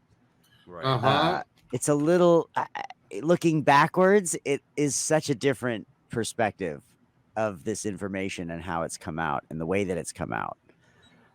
What do you think, Fudge? Did that make you rethink some things? Oh yeah, for sure. I mean, as you could see in that episode, I was very enthusiastic about it. So that was one of my favorites for sure. I was into it. And, like, we've done a lot of the episodes we've done recently have made me rethink a lot of things, to be honest. When you really go in and look at it, but very, I don't know, coincidence? I think not. What about you, Brian? Yeah, man, aliens. They be up in our business. There be stuff. I can't watch. I always think vagina when I watch that episode. So I don't. You're always thinking vagina, you pig. That's where I'm at. Well, this time you're gonna be thinking about China. So this one is all about. This next episode is a few. I'm gonna say maybe a month and a half before that one. And this is when we had all of the, this was the Chinese spy balloon business. But then there were numerous other sightings of numerous other things. And also the somewhat of a revelation that we are not actually using the term UFO anymore within the purview of the government anyway. That now the preferred nomenclature is UAP. Unidentified aerial phenomenon, I believe was what that stood for. So we have another full episode for you. This is episode 31 of Edging the Truth from earlier this year, and where we talk about all this stuff. We talk about the Chinese spy balloons. We talk about the attempts at the recovery. We give you a full timeline. As I recall, Fudge was very well researched for this episode in telling us all the stuff that happened. So if this is something that maybe was a little more of a blip in your news feed and you want to catch up on it, this is the episode for you. It is also fascinating to me in the context of the 2 episodes we just listened to. And we still ain't heard shit since. About 2023 has been a good... Yeah, 20 since we did this episode because cover-ups. Aliens. It is true. We're now harboring aliens that we don't want. The secret invasion is happening. That's all I'm saying. Apparently, it's happening in Vegas. So here's episode 31. This is about 45 minutes, maybe close to an hour again. So again, we hope you enjoy episode 31: Chinese spy balloons, UFOs, and UAPs. You're listening to Edging the Truth. Ladies and gentlemen, welcome into another episode of Edging the Truth, the podcast that takes you to the edge of the truth, but no further. It's episode 31. We're going to have tons of fun. You like that, boys? Yeah. Got a shot at me with the tons of fun? Come on. Starting early, ladies and gentlemen. Expect that the whole episode. I'm Andy. I'm joined by my good friends, Dave and Brian. Dave, also known as Red. You can call me Fudge. You can call Brian. We have another awesome episode here. We are super glad you joined us. If you did join us, another reminder, you can find all of our content, all of our episodes, all things Edging the Truth at edgingthetruth.com, www.edgingthetruth.com. Links to all of our social media, ways to find us. It's got links directly to things like our YouTube, youtube.com/edgingthetruth. Please throw us a subscribe, like this video, comment, tell us what you want to see next, tell us what you think about our theories or what we have to say. We love to hear it, positive or negative. Love to hear it. We love to hear it. Love to hear it. Totally. Happy to do it. Really going inside baseball to start the podcast. Also, follow us on Twitter. We are at Edging the Truth. We're also everywhere at Edging the Truth. Instagram, TikTok. Please follow us on TikTok. We're trying to build that up as well. And Facebook. We appreciate all the love we've gotten so far. And we're looking forward to another great episode. Speaking of another great episode, check out Brian and I on episode 2 of 2 Steps from the Edge, discussing the National Football League and if it is scripted or not. Hashtag NFL rigged. And artificial intelligence, specifically Chat GPT, potentially becoming sentient and some other stuff like that. And a certain AI show on Twitch that has been making some waves on the internet. So check that out. That's on all of our socials, directly on the same feed that this podcast is on.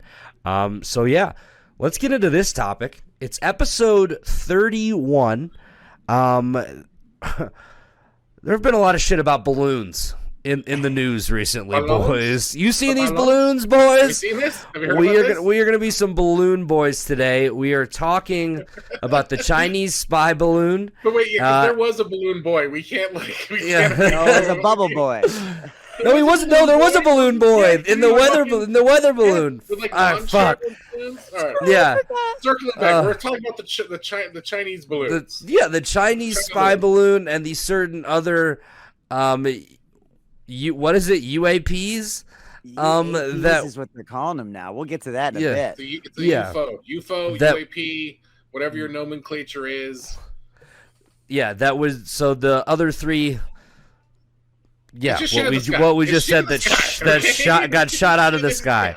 All right, let's go through a little timeline here, ladies and gentlemen. So the first balloon entered U.S. airspace on January 28, north of the Aleutian Islands in Alaska, according to a senior military official. Photos from later sightings appear to show the craft was an enormous white dirigible with an undercarriage described by one U.S. official as the size of 3 buses. That's big. So this guy up top. Yeah. Clip that. We're leaning into that shit. January 30th, the vessel then entered Canadian airspace over the Northwest Territories on January 30th, the senior military official said. To the 31st, the balloon then traveled south and re-entered U.S. airspace over northern Idaho on the 31st, according to this senior military official. The White House later said that President Joe Biden was briefed the same day for the first time about the balloon. So 3 days after the first sighting is when the president was first alerted of this. We go to February 1st, 4:21 p.m. Ah, damn it. So close, like a minute off. You gotta be kidding me. All right. One of the earliest sightings confirmed by ABC News was in Reed Point, Montana, on February 1st. Actually, 4:21 p.m. There was a stoner outside smoking in Reed Point, Montana, that was ripped as fuck. Was like, that bro, looked up. Am I seeing that? Dude. Look. Have you seen this? Have you seen this? Is this me? What is this? Is this He's all by himself. Is that a fucking white balloon, bro? That's fucking crazy, dude. Is that a cloud that looks like a balloon? This is some good shit. I mean, I'm sure I was high at that time on that day. From Montana, yeah. From Montana, the balloon traveled southeast through Dakota and Nebraska, according to U.S. officials. The administration later said that February 1st is when President Biden first ordered the balloon to be taken down once it was feasible with the threat of harm to civilians, ultimately delaying military action. Yeah. We now jump to February 4th.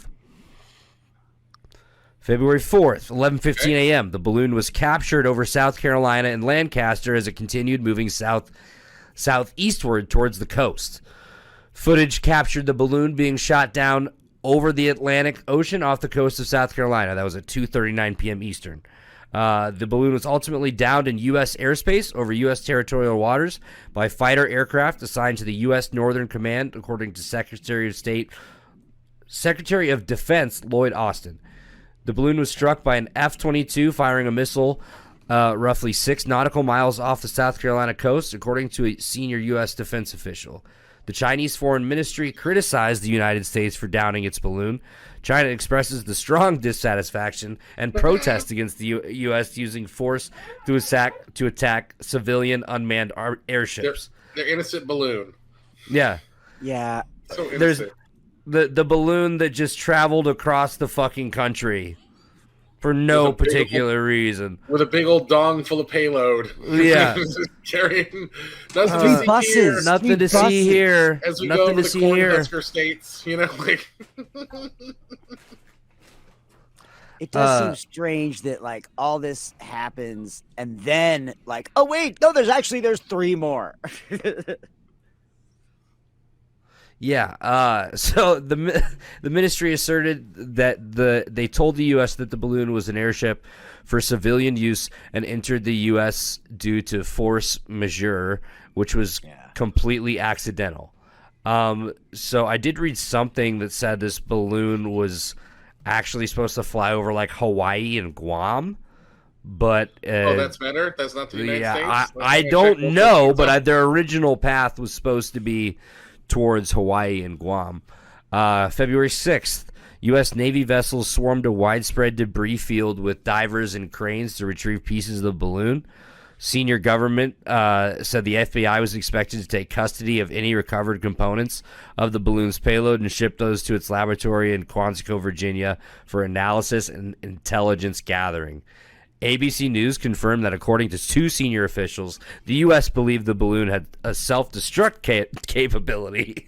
The U.S. wasn't sure why this wasn't used, though it was probably for the same reason the U.S. didn't shoot it down over land, risk of harm. The Pentagon's Brigadier General Pat Ryder disclosed that China had conducted 4 balloon surveillance missions over sensitive sites within U.S. territory during recent years, but did not disclose exactly where or when the incidents occurred. So this ain't the first time this shit's been going down. So this has happened. And I think it's important that at least when I remember reading it, they're not talking about the ones that are about to be discovered. right? Because the 3 more objects show up in the week after this announcement. The question then is, are there 4 total balloon missions that China has run over the last 5 years or year or decade? Or was that statement about the ones that we're about to find the following week? It's not clear what they're referring to. They're just saying we've had 4 balloons go over the U.S. Yeah, sensitive sites within U.S. territory during recent years. Yeah. February 9th, senior FBI officials familiar with the operation said in a conference call with reporters that the Bureau's evidence response team had retrieved only a small amount of the balloon and didn't yet have enough evidence to conclude what China's intent was. Only an extremely limited amount of the vessel was recovered so far and brought to the FBI's evidence collection lab in Quantico, officials said. Separately, State Department officials said that the Biden administration was looking into taking action against China for the surveillance balloons sent over U.S. territory. What are we going to send our own balloon over there? An official confirmed that the U.S. assesses that China has overflown surveillance balloons above 40 countries, which ABC News and other outlets have previously reported. This is an ABC News article, by the way, that I'm reading. Shout out to them. Yeah. The down balloon had multiple antennas to include an array of likely capable of collecting and geolocating communications. It was equipped with solar panels large enough to produce the requisite power to operate multiple active intelligence collection sensors, a State Department official said. Administration officials also revealed more information on China's prior balloon operations targeting the U.S. in a television interview. Defense Secretary Austin said the aircraft had been detected over parts of Florida and Texas. Senior U.S. official previously told ABC chief global affairs correspondent Martha Radatz. I don't fucking know. Martha Raddatz. You leave Raddatz out of this. Thank you, Rad Rasmus.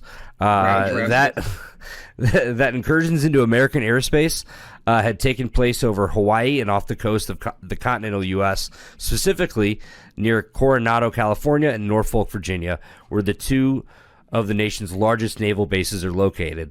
Which, by the way, let's just point out that one of those places is on the West Coast, and one of those places is on the East Coast, okay?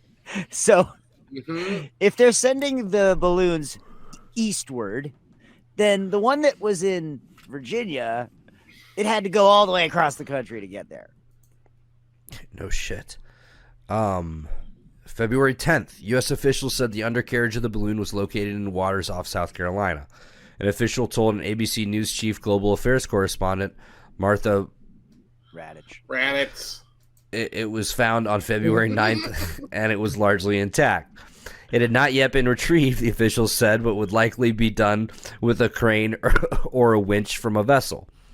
February 14th, ABC News confirmed that U.S. intelligence agencies were tracking the spy balloon when it left China on what they thought would be an eastward path toward Guam and Hawaii when it took an unexpected northern turn toward Alaska. The agencies have been examining the possibility that weather conditions pushed the balloon off course, as first reported by the Washington Post, and that the Chinese may have not initially intended to traverse the United States. However, once the balloon was in U.S. airspace, it was intentionally flown over sensitive U.S. sites. Yeah. February 15th. That balloon could maneuver. So they can't say, oh, it went off course when they could maneuver that bitch. Yeah, no shit. Totally meant to do it. I don't believe the Hawaii Guam thing for a second. That's still America. That's still where we got bases and shit. So yeah. State Department spokesperson Ned Price said that didn't matter whether the aircraft was blown off course. It was still a violation of U.S. sovereignty. I'm not going to opine on what the Chinese government may or may not have intended, but in key ways it doesn't matter. It's completely immaterial, Price said. It's immaterial because this was a high-altitude surveillance balloon that did violate our airspace and did violate international law. A second flying object over Alaska, February 9th. Another object was seen late on February 9th. White House spokesman John Kirby later told reporters. He said it was a small object, and according to the Pentagon, it was traveling northeasterly across Alaska, and 2 F-35 fighter jets were sent up to identify it. February 10th, the jets did another flight early this morning on February 10th to try to learn more, and that flight ended in a shoot-down. 2 F-22s tracked the object. Yeah, shoot down. February 22nd, or February 10th. Two F-22s tracked the object, and one of them fired the AIM-9X Sidewinder missile near the location of Dead Horse, Alaska. High quality. That's what they call a Red's penis, a Sidewinder. Yeah. Put a Jimmy hat on your Sidewinder. Which is right on Prudhoe Bay. Fighter aircraft checked if the object was manned and determined it wasn't. It was difficult for the pilots to glean a whole lot of information. There was a limit to how much they could divine. The object was described. Yeah, no shit. The object was described as cylindrical and silverish gray and seemed to be floating. Asked if it was balloon-like, the official said, "All I can say is it wasn't flying with any sort of propulsion. So if that is balloon-like, well, we just don't have at this point. We just don't have enough at this point." Aliens. Oh my god. I have something in my throat. Yeah. President Biden briefed on February 9th, gave the order to shoot it down on the morning of February 10th. Kirby said the predominant reason Biden ordered it shot down was the safety of flights traveling at that altitude, and the fact that it was at the mercy of prevailing winds made its flight path less predictable. And the president just wasn't able to take that risk. "We don't know who owns this object," Kirby said. At the Pentagon, Brigadier General Ryder said the object was detected by ground radar. He said it was shot down over at 1:45 p.m. Eastern time. A third object over Canada. We're on number 3, folks. Yeah, February 10th, the North American Aerospace Defense Command detected a high altitude, so NORAD, we've talked about them before, detected a high altitude object over Alaska late on February 10th, according to Ryder, the Pentagon spokesperson. 2 U.S. F-22 aircraft monitored the object over Alaska, then Canadian aircraft joined as it crossed into Canadian airspace. What was the Canadian aircraft? Like a prop plane? I was like going up there. How's it going? Yeah, it actually doesn't even tell us what kind of planes they have. It tells us we had US F-22s, but no mention of... And Canada had some planes. It's It was just like a Learjet with some Mounties in it. They're like, yeah, here we go. February 11th, following a call from Canadian Prime Minister Justin Trudeau to President Biden, Biden authorized that the U.S. aircraft take down the new high-altitude object. Now it's a high-altitude object. Yes. And a U.S. F-22 shot it down with the Sidewinder missile, a.k.a. the Red Rasmus penis.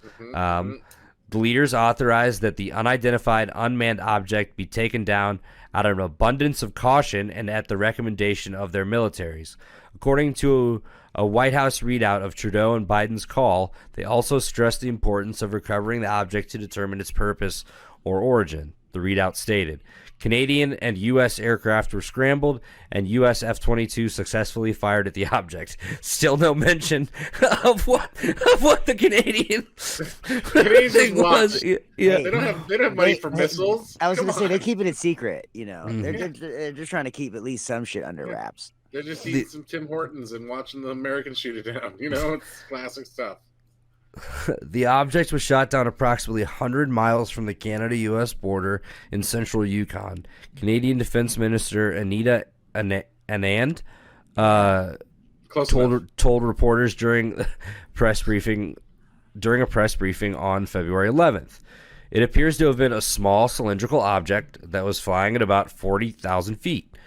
These objects did not closely resemble and were much smaller than the suspected Chinese balloon. And we will not definitively characterize them until we can recover the debris, which we are working on. Sounds like you just blew them to fucking smithereens. I don't know what debris you're looking for. Yeah, and the fact that they're clearly different than the first one we is didn't interesting. think if we didn't think if they were balloons, we could maybe, I don't know, shoot some of the bullets at them. Last time I checked, bullets. You could just pop a balloon a little bit. We're shooting $1 million missiles at a balloon. All right, I get it's a not beanbag. sophisticated technology. I get to pop a balloon at the fucking carnival. You know what I'm saying? Or adult darts. I can pop a balloon at the carnival. Doesn't there have to be? There's got to be some like metal or something to that balloon, because I feel like if it's like just a big balloon, wouldn't the missile just go like right through it? I mean, weren't we shooting down Zeppelins in like WW1? I mean, come on, like balloons go back. I mean, what's the Around the World in 80 Days was the 1800s when that was written. Like people have been flying balloons for the Civil War that I can think of. At least in America, they've had balloons. It does seem a little silly. Like, also, it does float, so why couldn't you collect it?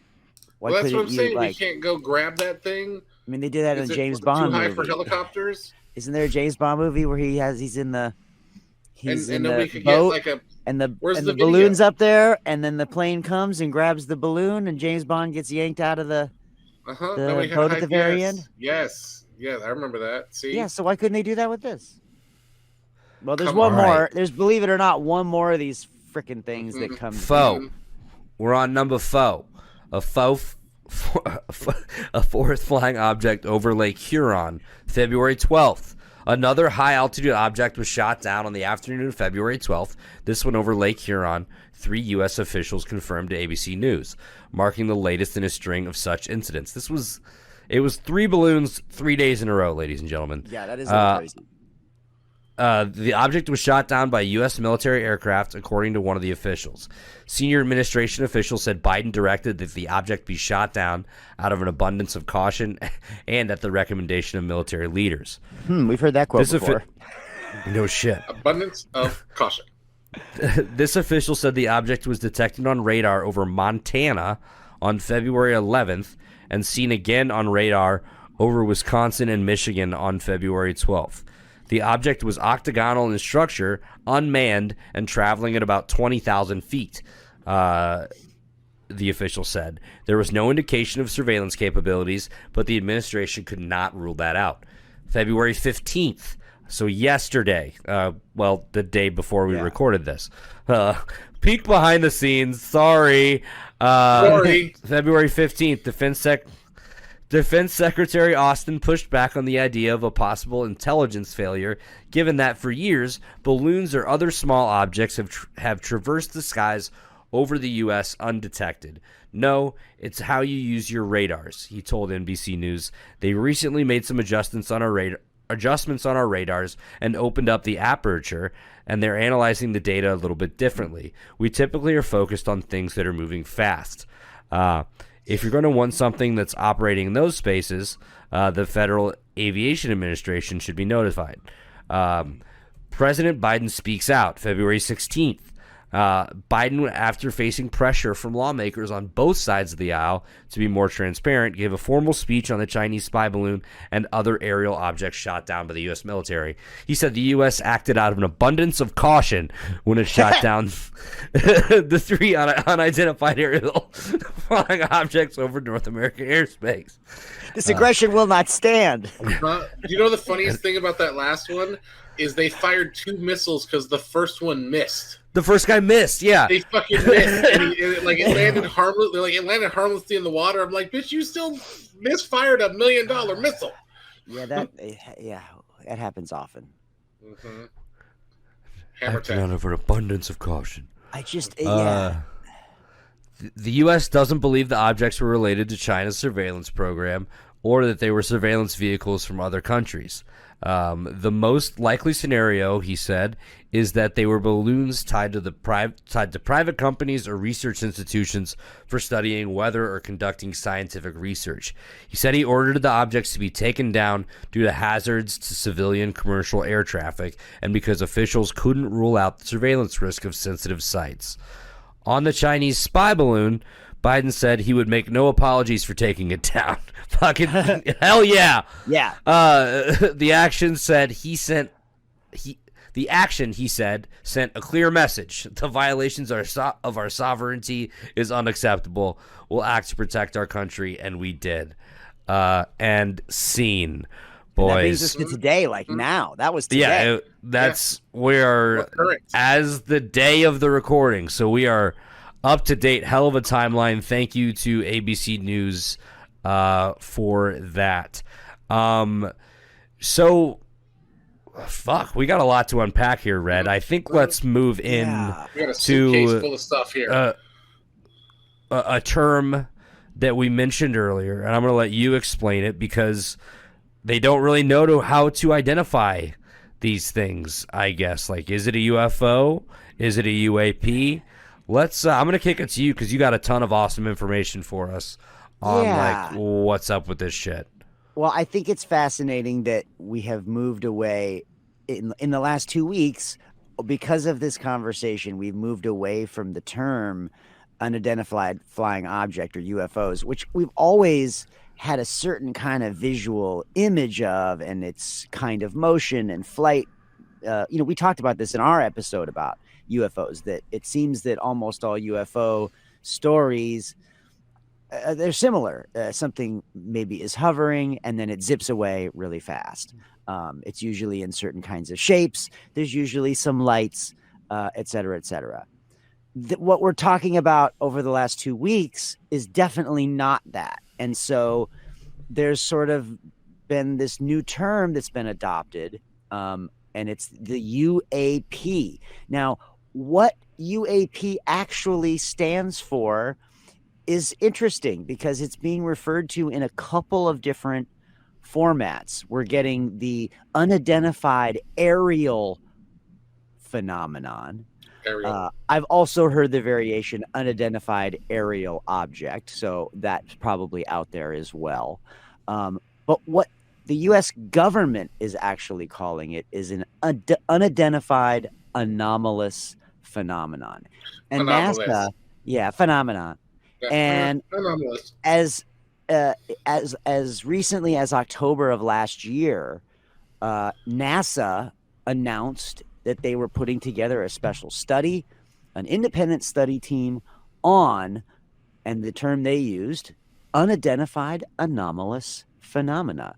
Observations, events in the skies that cannot be identified as aircraft or as known natural phenomenon are categorized as UAPs. So I think what's interesting is that UAP as a term seems to be a larger term than what we have called UFOs in the past. So if this is the box that UFOs are in, UAPs are a larger box that UFOs are a part of. Do these balloons fall into that category? Absolutely, because they are not aircraft and they are not natural. But we've always sort of used the term UFO as being an extraterrestrial. It's everything that we can't identify in the sky is a UFO. Period. Exactly. It's all objects. It's a flying object. That's how it's always been used, and yet in popular culture, UFOs have meant something from away from the Earth, something that did not have a point of origin on the Earth. Whereas clearly, we know that this first balloon came from China, so we know it came from Earth. It started on Earth, it went up into the sky, it came back down to Earth.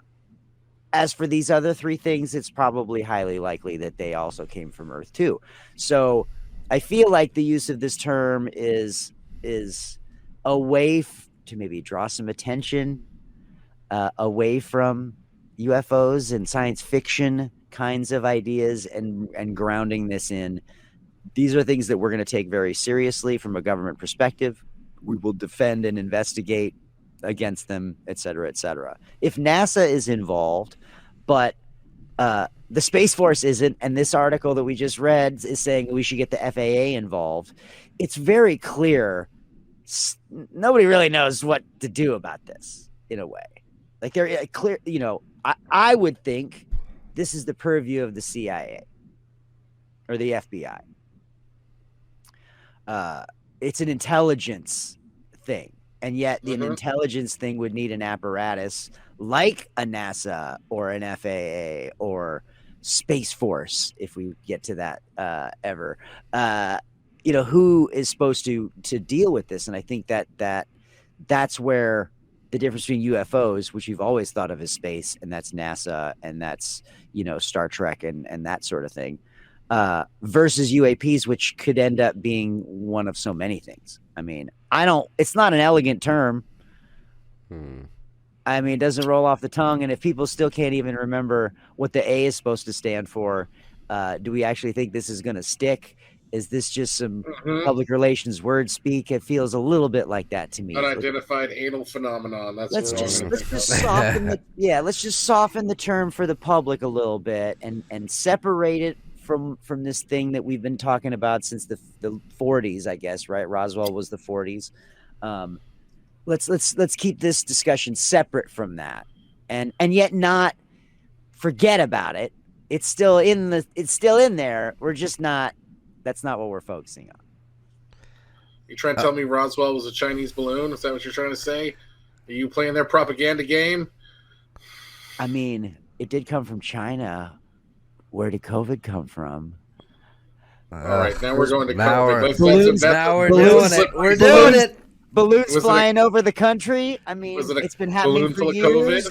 I'm just saying, it doesn't take a rocket scientist to figure out how to deliver something via balloon.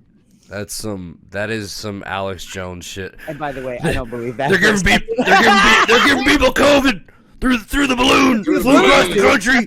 That's what I'm saying. No, I think they're making the frogs gay. I heard somebody say that on Fox News that this balloon was bringing Chinese COVID over. Of course. No. A sitting congressperson has said. Say that. But I said it. Just to be clear, I said it in jest. Yes, they said it in like, I'm raising money on it, is how they said it. But is crazy. I think we need to talk to, besides the Chinese balloon, which, isn't all of our balloons made in China anyway. I mean, isn't, all that stuff. I never got a water balloon that wasn't made in China. I'm just saying. All our balloons are made in China. But that's what Party City says too. That's not me. But what's the source of these balloons, fellas? All right, I feel like we're pretty conclusive that the one balloon that we have pictures of, was, yes, a spy balloon. But the other three, my friends, that's what we're going to talk about right now. That's where, all right, it's like what they want you to think is it's just probably some college project or some private company's little thing, and like, oh, they lost that balloon, and that's what they want you to think, that it's benign. But no, you don't think if any of those people lost a balloon, they wouldn't be out there saying they shot down our balloon, give me more funding? Yes. That's what I'm saying. We don't have one picture of them, not one picture, which leads me to my most logical conclusion, boys. That's some aliens. We got them aliens, friends, and let me tell you why. Wait, right, the skeptic is going to tell us that these are. This is a historic moment on the podcast. Everybody, listen the fuck up. Let me tell you the fuck why. Okay, let me tell you why. Because we don't got, like I said, we got no pictures of them, and all of a sudden we changed our parameters. Now, if you were extraterrestrial beings visiting, the world for a while, you probably did probes and stuff to see what our capabilities of and knew our parameters, so you could avoid that shit. If they expanded or changed that stuff, they couldn't maybe not quick enough to think, or we finally saw something that we saw, and stuff still moving. And some of these high altitude balloons, I can understand. You could traverse the world at the high altitude, but some of these mid range altitudes, where the planes are flying and stuff, like that's questionable. I feel like it's questionable. And like I said, no pictures. Everything is conveniently remote or at the bottom of a lake. I think they already recovered the missile. Then they haven't recovered the freaking balloon yet. The one that missed? The one that missed. But you get what I'm saying? So I feel like, and all of a sudden, but it was like 3 back to back to back, and now we've been quiet for a week. We're quiet. No ballooning, but it's like a lot of the stuff the military said, like a lot of the briefing. I listened to a lot of the press briefings about some of this stuff, in live. And some of the stuff that some of those people said from the Pentagon and stuff, it was just like, They weren't saying, they were just saying. You know what I'm saying? They like, we don't rule anything out. They's like, we can't rule anything out, including that stuff. And when the person was asked directly if they thought it was like, you know, aliens, he didn't say no. He basically said, like, we can't say no. It's there. And I feel like, I thought Biden said it wasn't alien related. That's what they would say if it was. What do you come on? That's what they I'm just bringing it out there because you said the other guy didn't say anything about it. All I'm saying is this show is turning Brian into a believer. Using the Chinese balloon as an excuse to shoot down these other alien craft that they've finally noticed, and they're like, "We got to get this technology, man." That's why you don't shoot down balloons with missiles. Okay, so riddle me this. Other flying things with missiles. The F-22 fighter, and I will go one more on you, has been in service for 30 years. This is the first action an F-22 fighter has ever fired at something in the air. Was this? Is that true? Yes. Wow. That is true. There has been no air combat with this fighter until now. Why are we using our air combat fighter to shoot down balloons with missiles? You don't have a Space Force. But we get what I'm saying. There are other planes with the capabilities. Isn't the Space Force a thing? I thought it was actually a thing. But these are in apparently this no man's land because space up here, like Earth down here. This like area in here, the DMZ of the sky, I guess. Nobody can handle that. I don't know who's supposed to handle that. What a fucking lesson we're getting here. Okay, but explain this to me then. Why would UFOs, which have arguably been visiting our country at the very least since the 1940s, go from being this certain kind of size and shape and definitely speed, and has never apparently been shot down, to now in 1 week they're slow as fuck and they just float in the sky and have no propulsion to their own, and they get shot down? Fellas, did you see any video of any of those things? Did you see? I did not. I did not see any pictures. Did you see anything? They shot them you're down not with wrong. missiles. No bones, no poop. They shot them down with missiles. They already found the Chinese balloon. They can't find something in the lake, in a Great Lake, where they know it fell. Yeah, one of them was in. So that was another question I had. The one in the Yukon landed on ice. It didn't even sink on ice somewhere. And who gets the one that landed in the Yukon? I would assume Canada. Well, we shot it down. It depends on which side of the Yukon it is, man. Well, it's in Canada. You take a train across and then you come back. It's a whole thing. The tourists do it. You're like, I'm on the Yukon on this side. I'm on the Yukon on that side. It's a whole thing. So, I'm just saying, like, that we haven't seen any of this stuff. They haven't recovered any of it. And all of the stuff about size, shape, and stuff. And why would we use our most advanced fighters, our most advanced, highly capable air-to-air fighters to fire on balloons? Especially after the first one was a balloon. Why would we send the same? Why couldn't the Canadian geese fly into the balloon and fucking knock that thing down? You know what I'm saying? Canada does have fighters. I have the answer. Why didn't they take the shot? I have the answer, Brian. What's the answer? Out of an abundance of caution. Oh my god! Did you guys see? You're drinking Kool-Aid Red. Did you guys see already? Did you guys see? We acted out of an abundance of caution. That's going to be my new line. Did you see? I got down 3 alien craft this week, fellas, and that's why there hasn't been more. Because after you shoot down 3 alien craft, it spreads to the aliens. Maybe we should stop going for a second. You know what I'm saying? I'm telling you, it's a little bit of other balloons out there. I'm sure of it. But just so I get your narrative, a little bit of a fuck around and find out. Yeah, your narrative is that the aliens were paying attention to us taking over the Chinese spy balloon, and they're like, "Hey, this is our chance. Let's get in." No. His argument was that the alien balloons were already there. The government knew about them, didn't say shit. And then the Chinese balloon happened. They were able to shoot that down. So they're now like, all right, we've got an excuse. Let's fucking talk about these other balloons. Yeah. Or like, I will clarify. It's like You know, like that casual like Friday news dump when like they like a big corporation or like a sports league like has some big news, but it's like not necessarily great. They try to like dump it in the middle of a Friday or like just to try to get it or just to try to get it buried. That. Yes, See, I'll buy that.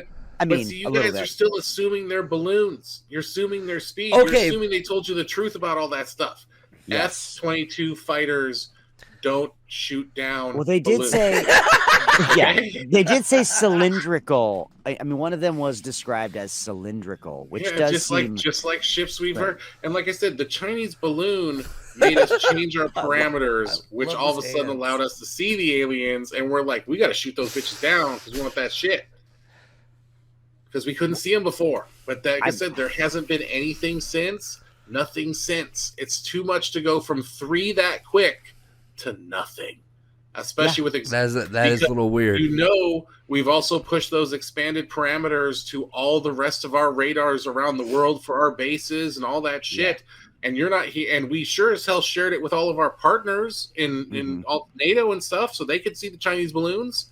Yeah. And so why haven't they been shooting down more shit? Do you know what I'm saying? Like, it's just too much for there to be like bam, bam, bam, nothing. And by the way, we're building conspiracy here. It's the don't believe what you're saying. It's an alien conspiracy. I feel like, I love it. You know, I'm telling you, expanding your parameters. Now all of a sudden we're seeing stuff we weren't seeing. Did you guys see how much it costs just to like use those F-22s, like bring them out for just like an hour? It's like $30,000.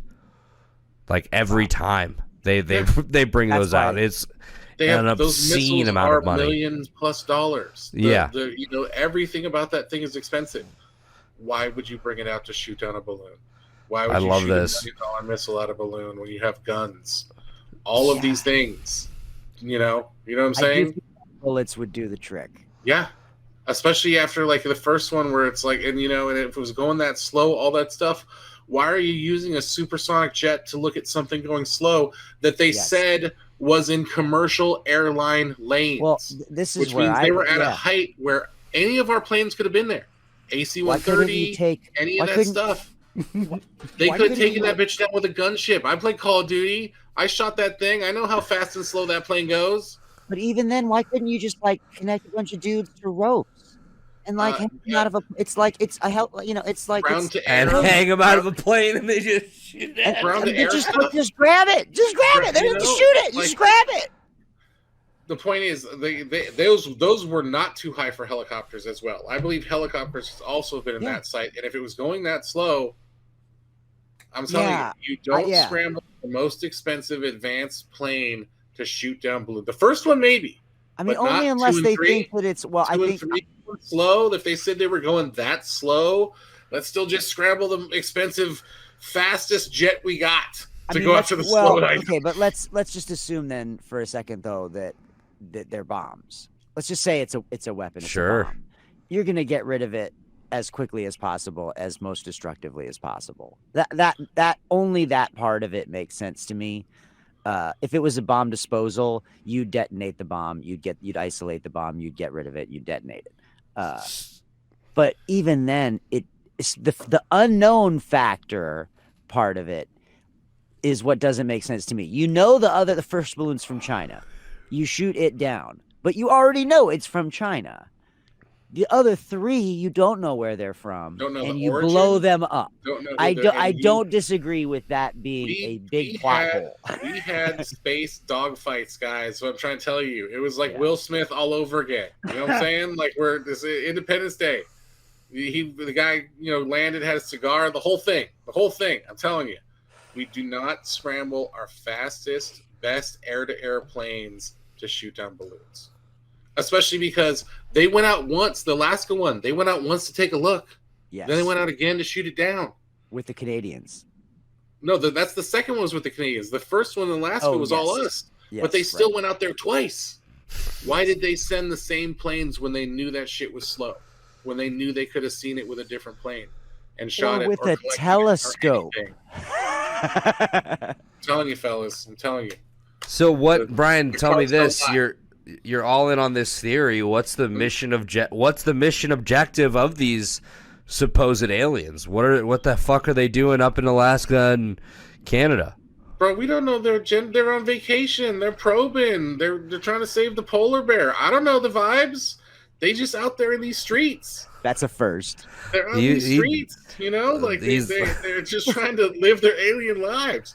But I'm telling you, everything they say, this is the first time. You know, I'm the permanent thing. And this is the first time I'm like, I don't believe what you motherfuckers. When the military guy's like, I watched it. He didn't really have a straight face. He's like, he just couldn't. He's like, I can't rule it out. And I'm like, oh, this motherfucker knows there's aliens. And I could see it in his face. He knew it.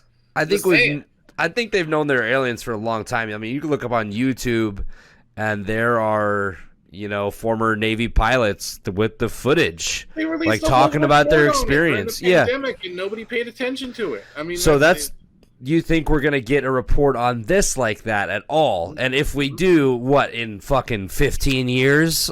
Fellas, I don't know, but if I get another fucking Roswell picture where some guy's holding a piece of fabric or some shit, I'm just saying they're gonna go back to the oldies but goodies, and I feel like, you know, in a few years we're gonna have space like you know, Independence Day style spaceships.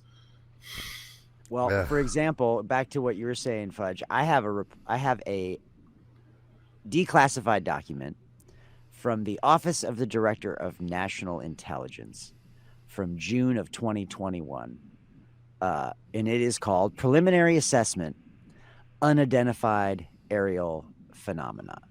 And it is a, you know, not long 10-page document. I don't think it's the complete document. It's probably just the portion that's been, you know, released by the government. And this was before all of this stuff. Mm-hmm. But, you know, the basic summary is that whatever UAPs are, they could pose a challenge to U.S. security. And that's the upshot. And that's all this is, that, you know, that's what this is meant to. It does say, you know, it does have lots of statistics. It says blah, blah, blah. In this study, there were 144 reports and blah, blah, blah. So if it was a balloon, fellas, we have surface to air missiles. You don't put pilots in harm's way to shoot down a balloon. I'm just saying. I'm just saying. I love this. I love this, Brian. Like, it's Alaska. We could have a guy point up in the air with a moose rifle and take that down. You know what I'm saying? If it was a balloon, I'm just saying, like, it just doesn't make sense. None of it makes sense. Let's go back to the Chinese balloon for 1 second. Yeah, I was going to say the Canada part does make. I mean, the China part does make sense. Oh, yeah, for real. That's the Chinese balloon of origin of the thing. I mean, like a goddamn satellite hanging from a balloon. I mean, come on. This is a classic, like, magic by misdirection kind of thing, where we're looking over here and we're focusing on the China thing and we're grouping these other things into that, and yet it's really a whole other separate thing. What these other three things are. We opened our aperture, realized we could detect fucking aliens, and we're like, shit, let's shoot those bitches down. And while we can still use this as a cover. Yeah. Government at work. I'm telling you guys. Government made a statement to those aliens, and they're not coming back. We want that technology. It's our own greed that will make us kill the extraterrestrials instead of talking with them. We blew up the technology. We just fucking blew it to smithereens with the Sidewinder. That very well could be what they want us to think, boys. The Chinese balloon, we let that shit get all the way across the country. What? I did not understand that. So they said that they could block once they knew it was there. They were learning how to block the capabilities, and they were using it as, like, you know, basically our exercise. What capabilities? Like, what the fuck was that thing doing? Like, what's the mission objective for that Chinese balloon? Picture, because no matter what, yes, they have satellites, but like, you still can only get so clear of a picture from a satellite. Oh, so I bet there's things on there. See our bases more, even our cities, even our everything. They just want to see what's going on. Even like, you know, something to detect radiation or heat sensitivities or, you know, electrical usage, weather, all kinds of things. I think science. It was just a giant. Is enough of it's as much as it's a science collector. It's also knowledge is power. You know, and knowing even if your fucking middle of your country is going to go into a drought because you collected that data is like, oh, their crops are going to be down. So, you know, you can plan for that. It was there to collect. I'm sure it had every sensor you can think of on that a bunch. It wasn't like they had, a Canon camera in there. You know what I'm saying? No, they said 3 buses. 3 buses. 3 buses full of equipment. Full of little Chinese kids riding bicycles, powering the thing. Yeah. Harder! Pedal harder! The Chinese have trained some sort of animal to run it, like some sort of monkey or squirrel thing. Just fully on. Yeah. Pandas. They did say there was they did say there was a shitload of solar panels on that thing. Yeah. Capable of just giving it enough power. So is this something you think we should be concerned about? I mean, obviously, from what we've read and talked about on the podcast, ain't the first time it's happened. Are we in danger, boys? Is China coming for us? No, but I think that China is going to stop. I think they're going to put a stop to this thing, especially because I think that they're still going to test another country. Because apparently they fly these all over, but now that 40 countries, there have been Chinese balloons over 40 countries. Well, the point is, next time it's over a NATO country, we're going to shoot that shit down because it's like now we've established that you can't because a lot of people have been shooting stuff down of any sort of spy capabilities. I can't think of anything in recent history until this. So China's they gotta stop. I mean, they're gonna change. They're gonna change strategies. But America versus China is one thing. But once you get a second country involved, a NATO ally, where all people must respond, it's a whole. It's an incident. It's an international incident, and that's and that's what they want to avoid. I hope. I mean, their own thing kind of ruined their own balloon program. If it was a mistake, then they kind of ruined their whole spy balloon program. But if they keep doing it, then we're going to start shooting it down. And then when we start shooting down satellites next, and I feel like I feel like this feels very 1980s. Like when it was Russia versus the U.S. putting up satellites and it's a different and Star Wars and all that kind of silly shit, which never really no man's land war. Yeah, it is, and also one that almost everybody on the planet can't see, can't quantify because we don't have pictures of it. We can't see what's going on. The discussions about it are sketchy to begin with because it's intelligence related. So then, of course, they're not going to show their hand and tell us what's really going on. Well, and it's almost a gentleman's agreement that we don't attack each other's satellites. Yeah. You know what I'm saying? Like, what happens when they're just start just taking out shit and we start taking out their stuff and that's the more likely outcome of this. I feel like the golden eye would have been the way to do this, right? Like when up there, bro. You don't know. When James Bond GoldenEye came out, you don't know what Musk is fired up there. He could be stroking a cat somewhere. You know what I'm saying? That guy seems a little off. I'm just saying. Right. He's fucking stroking himself. I don't disagree that there's a lot of holes in, especially these most 3 recent ones. It just seems everything has been so vague, whereas everything was so specific about the China thing. I think that's the biggest one for me. Pictures. Yeah. Pictures. We have tons of pictures. They were just balloons, and we made so many passes at them. Yeah. You're telling me we didn't have one picture?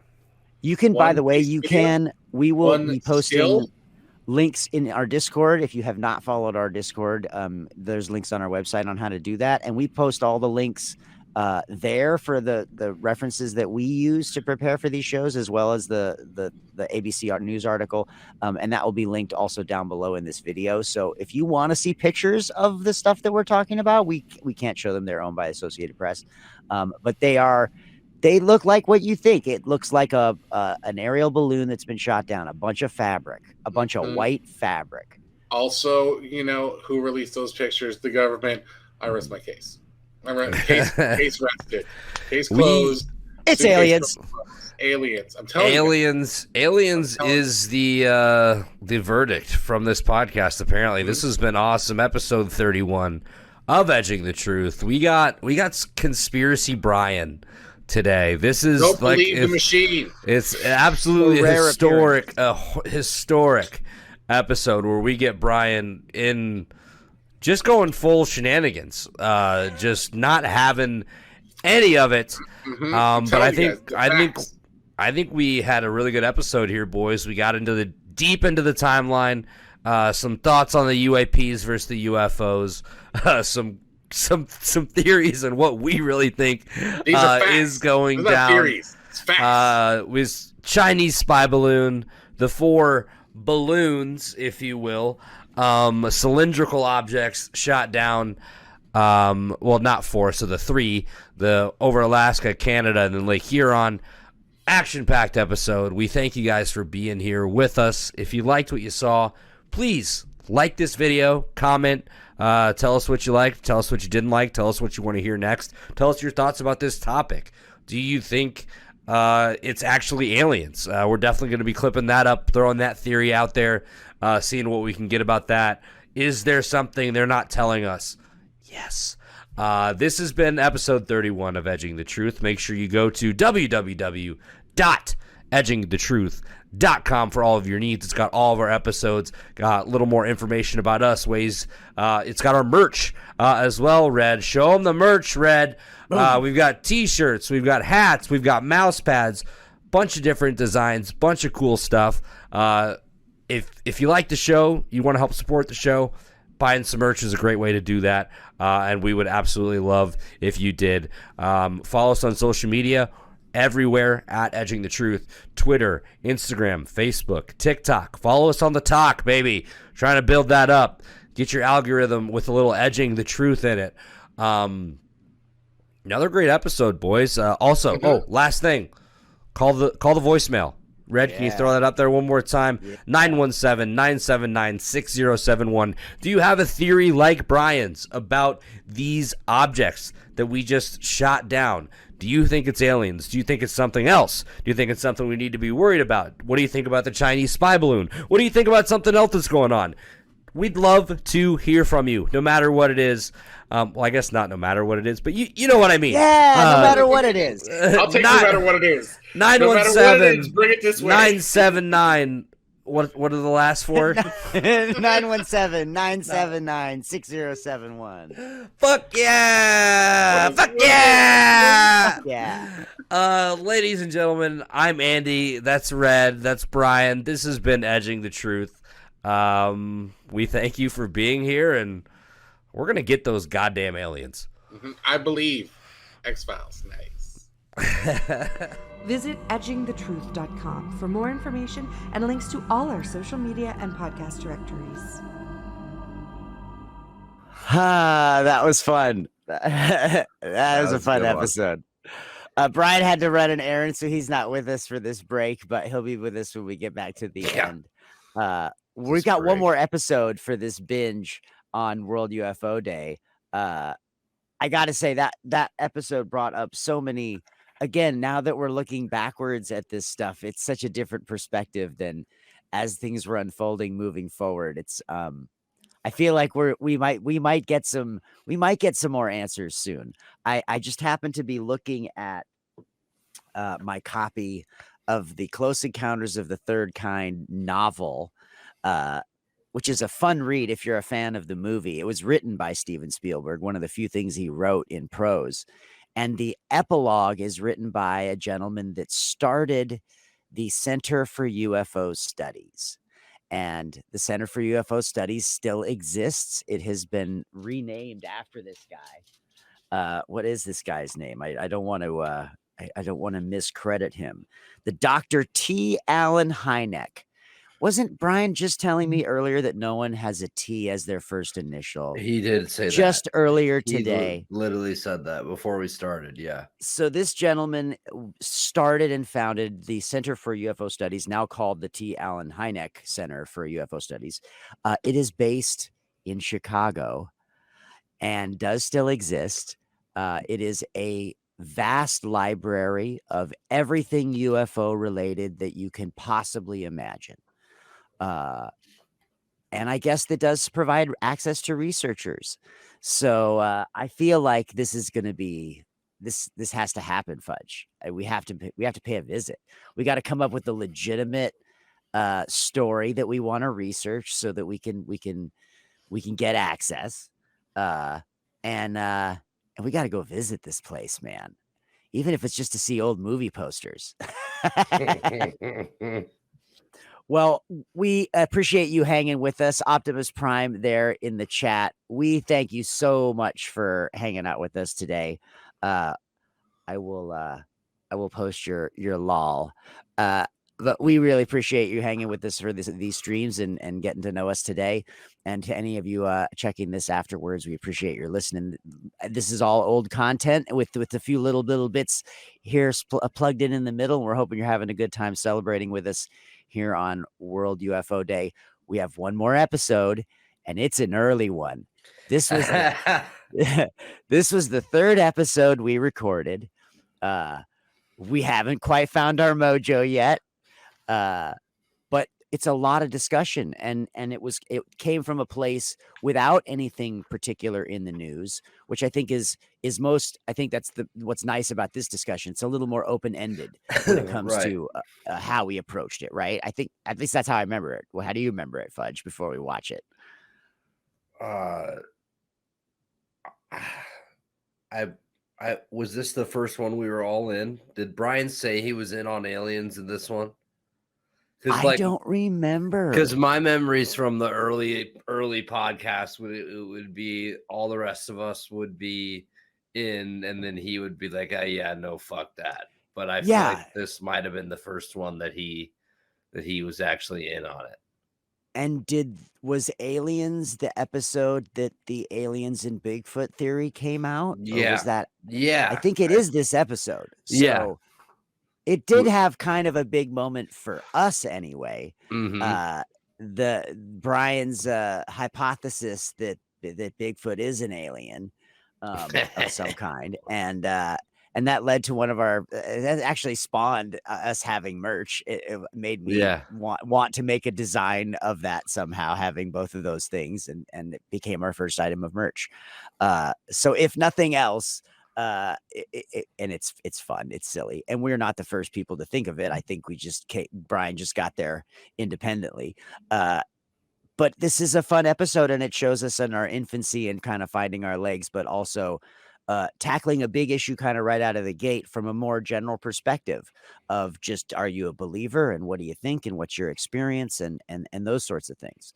So we do hope you enjoy episode 3 of Edging the Truth from way back in 2021. Episode 3, Wow. Aliens. You're listening to Edging the Truth. We are back once again, ladies and gentlemen. Welcome in. This is Edging the Truth, episode 3. I am your host for this episode, the leader of this episode. I guess we can call this one Fudging the Truth. I'm Andy. You can call me Fudge, Big Fudge Daddy. I am joined, of course, by Brian Shinanigan, Red Raspus, or Dave, and, of course, One Lung, or Mikey Mini Pies, as I like to call him. Today on Edging the Truth, it's episode 3, like I mentioned. We're talking aliens.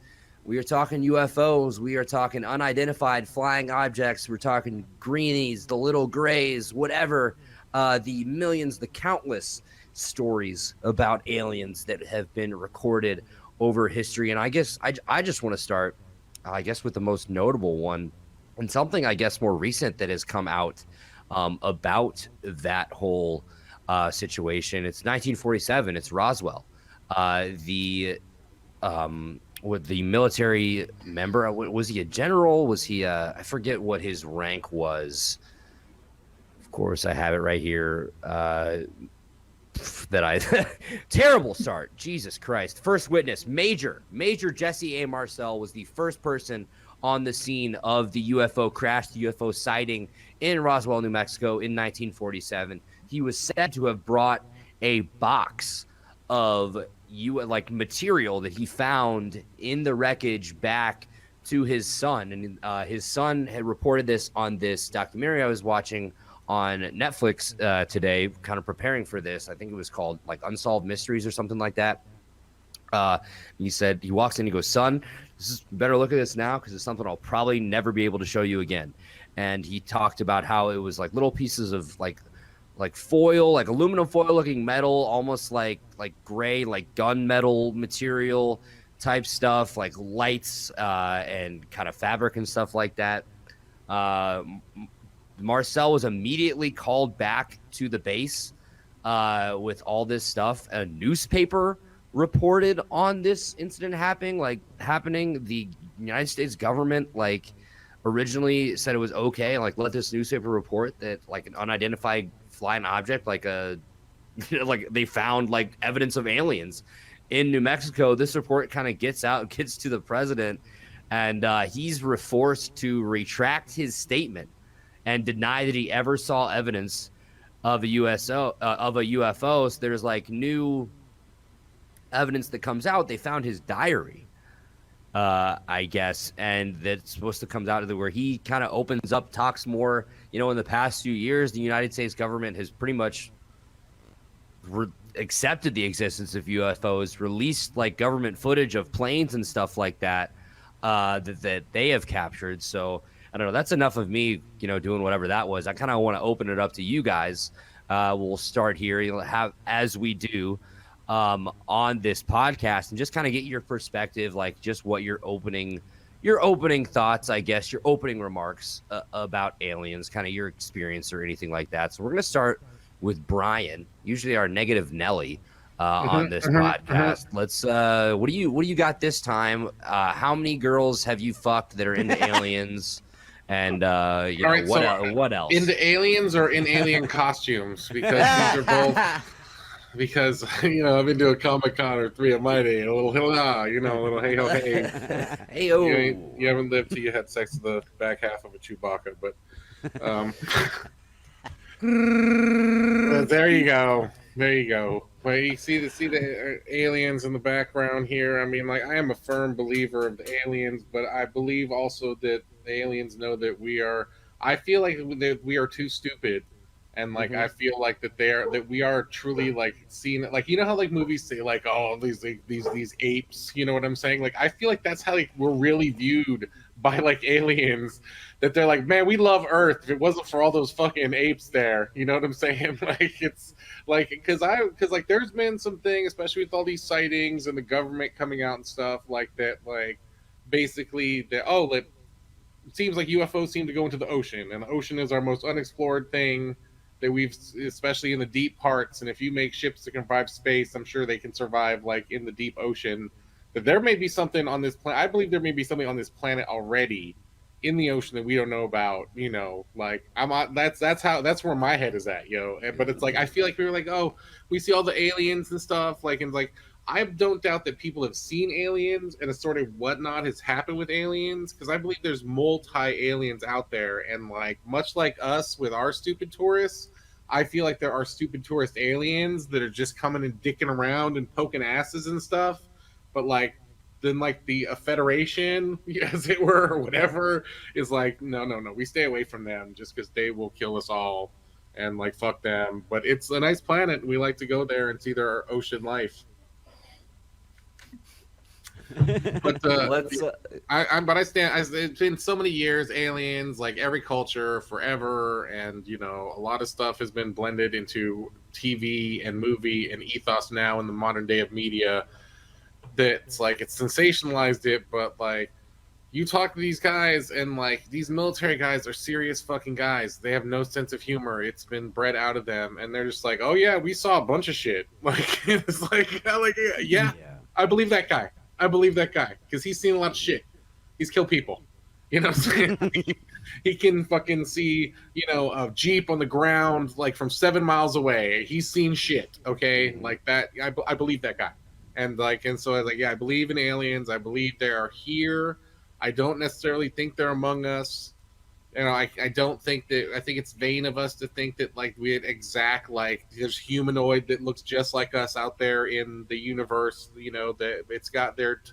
So it's there's totally not look like us. So I don't think they're among us like that. But there's still places on the planet, and I think they've probably been coming here for a lot longer than we've been here. And just it's as more of the planet got developed, we can't go there anymore. The fucking humans have spread out all over the fucking place. Remember the rainforest? We used to love the rainforest. We can't go there. Right? I was saying, this is a tourist destination that we're just this ignorant species that everybody can just go around. That You is know? that is such a hilarious premise that they're just like fucking humans. Like we can't even fucking go to California anymore. Like, are you like, dude, are you serious with these fucking wildfires? Like, Yeah. Jesus Christ. Like, you remember? Well, and then it's especially if you believe in like, not even just believe, but just the galaxy is just like infinite, and there's just like so many different fucking planets or places or dimensions or whatever, what have you, that all of these fucking beings, creatures, whatever could come from. Yeah. And we've had that. It started really with Roswell, is how they started. The flying saucer, the disc type of thing that has really been kind of the social norm, or just I guess the stereotypical alien spacecraft. So I want to go to Red Rasmus. Red, what do you think about aliens? Well, I'm a firm believer. I mean, I think that goes without saying. I have a family story that kind of is one of those stories that got passed around when I was a kid. It happened to my aunt, not far from where this picture is right here behind me. This is Port Townsend, Washington, and right if you kind of go around the coast this way, you go towards a place. I love this. If you go towards this side of my head, you can see over here. This in the corner. Yes. So this is like right on the peak. This is right on like the peak of the Olympic Peninsula in Washington State. Don't you come at me with your and peaks. and my aunt and her husband at the time were on the beach at this little tiny beach spot called Beckett Point. And late at night, my grandparents had a cabin there, and super quiet little, we're talking like 20 cabins on a beach, barely power, barely sewer, all that kind of stuff. Late at night, out on the beach, having a fire, fire's going out, 2 a.m, whatever. A light comes out of the sky from far away and comes closer and closer and closer and closer until it's right above them, and then a light shines on them and then disappears and leaves. That's the extent of the details, and she has never really shared anything more. She doesn't like to talk about it, my aunt. She is still alive, but not something that I've ever heard her tell the story. My mom told me the story as it was told to her by my aunt. Now, I think it's also interesting that, you mentioned earlier, Fudge, the Roswell phenomenon in 1947. Also in 1947 is the first kind of actual sighting of a UFO in the air, and that actually happens here in Washington State around Mount Rainier. The beginning of the UFO sighting craze, if you will, begins here. I have no problem believing that. Whether it's growing up with movies like Close Encounters and the believability of those scenarios, even though it's fantastical in movies like that. Or things that are a little more, earthbound, like the concepts in Fingerprints of the Gods, or Stargate kind of takes that as a movie, kind of takes that idea that, well, the aliens aren't really aliens, they're the foundation of our civilization, and blah blah blah blah blah. There's this crazy author Zechariah Stitchin who wrote these books about how the Bible is actually based on this legend that another planet came into our solar system and all our technology is thanks to these people on this 12th mystical planet, blah, blah, blah, blah, blah. There's no dearth of explanations for all of this stuff. And certainly if there's people from another planet out there able to get to our planet, we can't comprehend their technology. Like, there's no way. We if we could, we'd be going there too, right? And we're not. So the fact of the matter is, whatever they are doing to come here, it's not to come and become a part of us. They're not trying to join our society. They are far superior in many, many, many, many ways, and certainly intellectually, if they're able to get a spaceship from wherever they're from to here. But I've always felt like the potential for us to see more truth keeps coming out, right? We just had the TV show, the Project Blue Book, that talked about the early days of UFO investigations in our government, right? The organization that was put together to sort of mete out all these crazy stories that people were starting to have. There's just such a infrastructure in place in this country, and I'm sure in other countries. I would love to know what the Russian UFO version of SETI is and all that kind of stuff. I bet it's equally crazy and far-fetched as some of the things that we've done here in our country. But I'm definitely not a debater. I would love to see something that is a little bit more realistic. And again, we've been flooded with so many people that want to see UFOs and aliens providing their stories. And then you get the stories like Communion of a guy who just he didn't really want to have anything to do with this, and then has a very not comfortable encounter with aliens, if you've either read that book or seen that movie. So I don't have any stories like that, though, thankfully. What about you, One Long? You been probed, buddy? Nope, never been probed. He looks like a big I heard the probe rumors. guy. He's a big probe guy. But like you guys, firm believer in aliens. I think that if you just look at the sheer volume of space that is out there, galaxies upon galaxies, to think that we are the only living kind out there, I feel is just such a crazy idea. Like I can't even contemplate that and say, oh yeah, we were the only kind or only livable planet in our vast galaxies that, hey, yeah, we're lucky enough to have life here. Like, no, I feel like there's definitely alien life out there. Whether or not they're so far advanced as Red has said, I'm not sure. It could just be that they've been around so much longer than we have. You know, I look at all of the advancements that we as, humans have made in science in just the short decades that I've been alive. Oh, yeah, and I see that, 100 years from now, 200 years from now, we could have far superior technology to where we may be able to go and discover other places. Maybe these places are already that old or already that past that point. I mean, who's to say? But I do kind of have my own UFO experience in my life.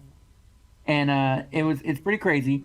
When I was a teenager, my grandparents actually, they ran the longest self-storage place in Concord, or Walnut Creek area down in California. And they had a hot tub out back. And so we were in the hot tub, me and my brother. Uh-huh. We were, I was 14 or 15. He was 17 or 18. We were just hanging out. And all of a sudden, there was a unidentified flying object above our house. And it had 3 lights. It was a triangle-shaped object. And I still remember it. And it did this spin thing. And there was no noise. It was silent. And it went back and forth, and then it was gone. And it was fast, and it was quiet, and it moved in a way. And I am a huge fan of planes. I know that Shinanigan knows this. I love It's a big planes. air show guy. Big air show guy. I go to many air shows. I know airplanes, and this was not a flying object that I could readily say, okay, that's a drone. It wasn't a drone.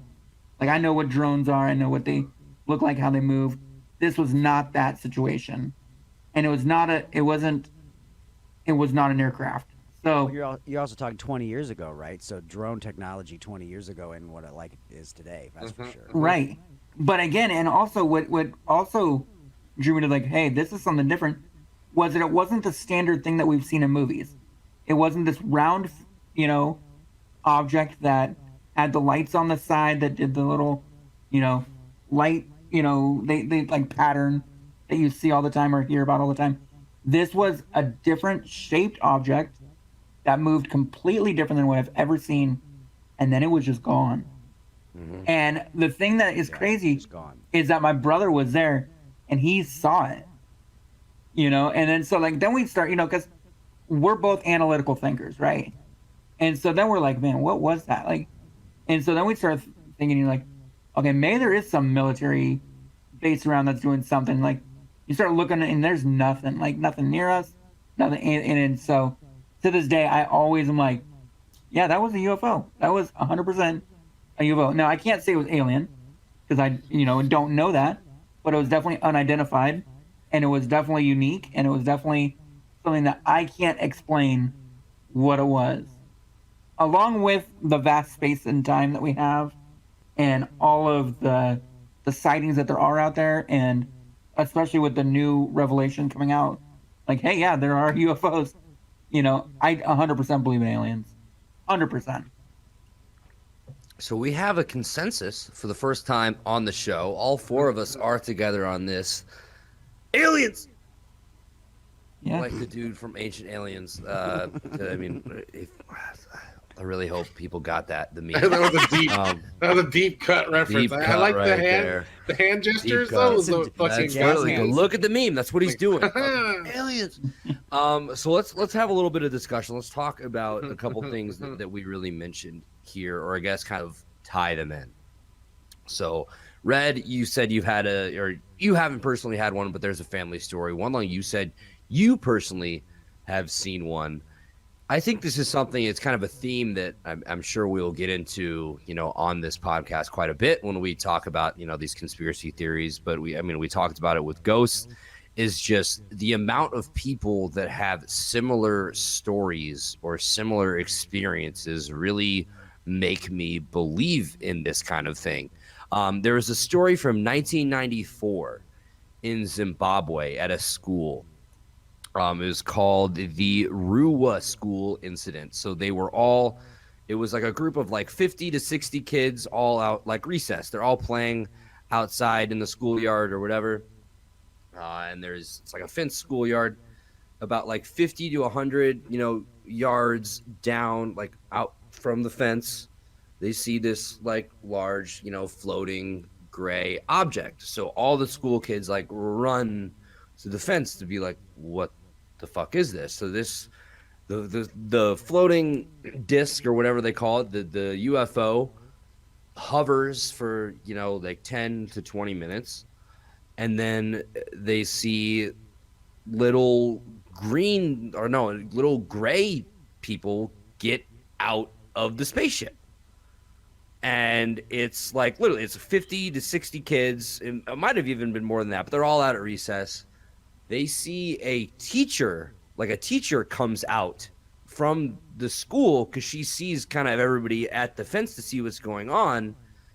And she saw the same thing. She confirms the report. So next thing you know, they got the BBC, every major news outlet is at this school in Rwanda, and they're kind of doing an investigation. They bring in all the kids that were out there in separately, and they like to just talk to them, do an investigation, kind of like trying to figure out what happened. And they asked them to draw what they saw. Every single one of the pictures was exactly the same. It was a flying saucer and little gray aliens, coming out or on. They all drew the same shit. Like you get what I mean. Yeah. So that's kind of where I'm like, man, if all these people had this same experience, like this doesn't seem like a coincidence. I know it's like 50 to 100 kids. It doesn't seem like a lot. You probably could spread it around, be like, hey, let's all say the same thing. But kids don't do that. They don't do that. One would always be a jerk. You know what I'm saying? Like, right. And like, one would be like, I didn't say it. It was made up. There's more. And I mean, there's more.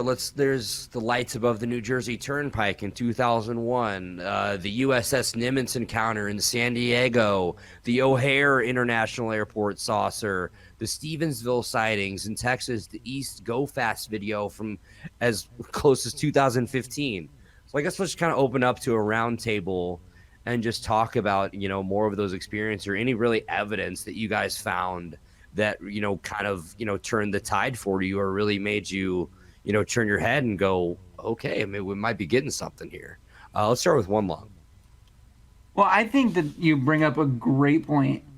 There's so many examples in the world where you have very similar stories. I brought this up when we talked about Bigfoot last week, and I talked about how so many people see the same thing and describe the same thing, and that to me is a tell. Like that tells me that there's a very good likelihood that this exists and it exists in this light. I don't know that there was ever a turning point for me to believe in alien. I think that as long as I can remember, since I saw E.T., you know, as a young kid, like, I believed in aliens. Like, you know, I was like, yeah, that probably... One long phone home. Yeah, exactly. But, you know, every single movie that I've ever watched and that had aliens involved in it, I thought, could be true. Whether it was E.T., Men in Black, Independence Day. The one thing that I'm going to say, though, and this is the only thing I want to say about aliens, I think they get a bad rap, right? Whenever you watch these movies, they're the bad guys. Even E.T., like, they were trying to capture E.T., right? They were, every situation, like, these guys, every single situation I've heard of, none of them have done anything bad to people. None of them. But in all these movies, they're always the bad guy. Always. Except for Independence Day. Independence Day, they were bad in that one. They were trying to murder us, so yeah, that was not What good. about the ones that want to stick stuff up your butthole? Yeah. I have not experienced that. Oh, All right? you're I lost. think I think that's the most like frustrating thing about like seeing those movies like Communion or reading the book. The book is even more crazy. But the depiction of that of the whole these concepts of like mechanical apparatuses that are, you know, testing our precious bodily fluids and visiting us every, you know, 1 year and taking samples, and like, I mean, there's lots of those kinds of stories, and at least for me, I find those to be a little less believable, especially when they're so detailed. It seems crazily detailed.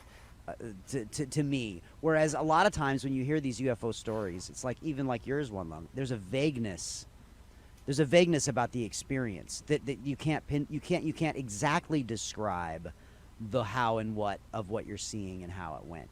And so that's a disparity to me, like for somebody to be able to have these super highly detailed and also have memory of the event, and you know, if you're getting experimented on for 2 hours, you mean to tell me that you're not out, like, or at least not like in shock, and your brain isn't processing things properly, and, you know, all that kind of stuff, PTSD and blah blah blah, whatever.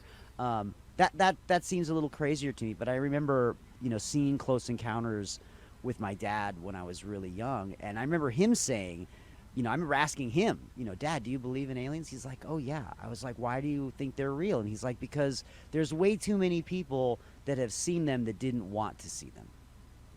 Yeah. And that was the big thing that pushed me over the edge. It's not that there's evidence necessarily, but that there were a lot of people who didn't go seeking these things and still felt compelled somehow by their experience. But if we can look at Fudge's example of the Zimbabwe kids, right? Yeah. We look at that situation, and all of them had the exact same image. And I went and, as he's telling the story, I went and looked at the pictures of the kids, and the picture of the alien that they drew, right, is a very strong depiction to a lot of the other depictions that people have seen on the other side of the world, right? Yeah.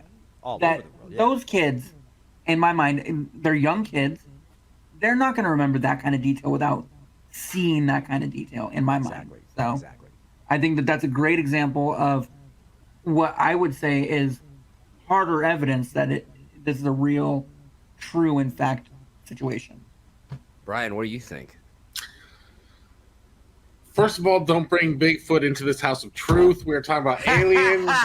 This is the truth here. Do not do a Bigfoot callback. We're edging the truth here, buddy. If anything. That's when people with this, we start saying aliens and Bigfoot in the same No, that's when people start thinking now. But aliens It's my truth, real. Brian. They're like I said, I stand by the fact that we are a tourist attraction. Even that story with in Rwanda, the fucking people like, oh my God, guys, look at fucking Earth. All right, let's get out for a minute. Everybody, all right, look at this. We're looking at, oh shit, there's people over there. We should probably go.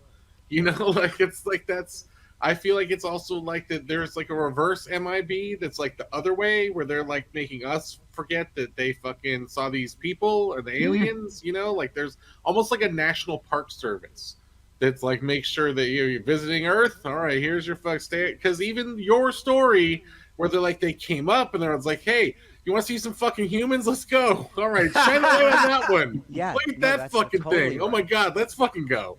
We're a tourist attraction because it's and I like building on everything you guys said. I'm sure they're long lived. Their medical technology is so much better. It's like they're long lived. They can travel long distances. They can do all these things. It's a much higher level of intellect. We all know there's stupids in every society, culture, and I feel like there's stupid in every universe. So of course we're gonna get the stuff. We're gonna get the crashes. We're gonna get stuff to run into. I think some of these unexpected plane crashes are fucking shit, especially the stuff, like I said, stuff that happens over the ocean. So many of these military videos and all this stuff, it all goes back to like it's mostly over the ocean. It's almost never, and I've seen lights at night. I mean, my uncles and like they're all park rangers or like FBI people, like they've all been out in the woods and stuff. They're hunters and they've seen shit at night. I mean, like everybody has a story. I've seen shit moving. I've seen lights. I mean, at night, if it's clear enough and you're in a dark enough place, you can see satellites going by. You can see the space station with a not very powerful telescope. I'm sure there's a ton of shit telescope out there. So it's, and like I said, and I think if they're advanced enough, it does it. We're like, oh, we're in space. It's like, no, motherfucker, you took a pinky toe out your doorstep. You're on the porch going like space, like it's like we can't even crack it. And it's basically, I feel like any one of these species could probably be like, your bitches are wiped out. You know what I'm saying?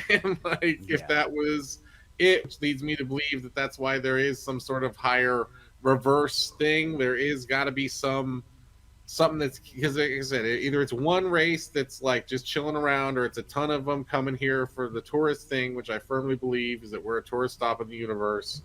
And it's just, I think that there has to be something that keeps that in check from basically any time of them just being like, fuck it, I want this castle, yoink, like it's because they could. I mean, we have they been in the could middle take of whatever. They could take whatever, whoever, whenever, if they wanted to. Because, there's got to be the warrior race. Where's the, Klingons coming here like fucking taking over shit. I'm very hard Next Generation. I feel like I said, there's all shapes and sizes aliens got, you know what I'm saying?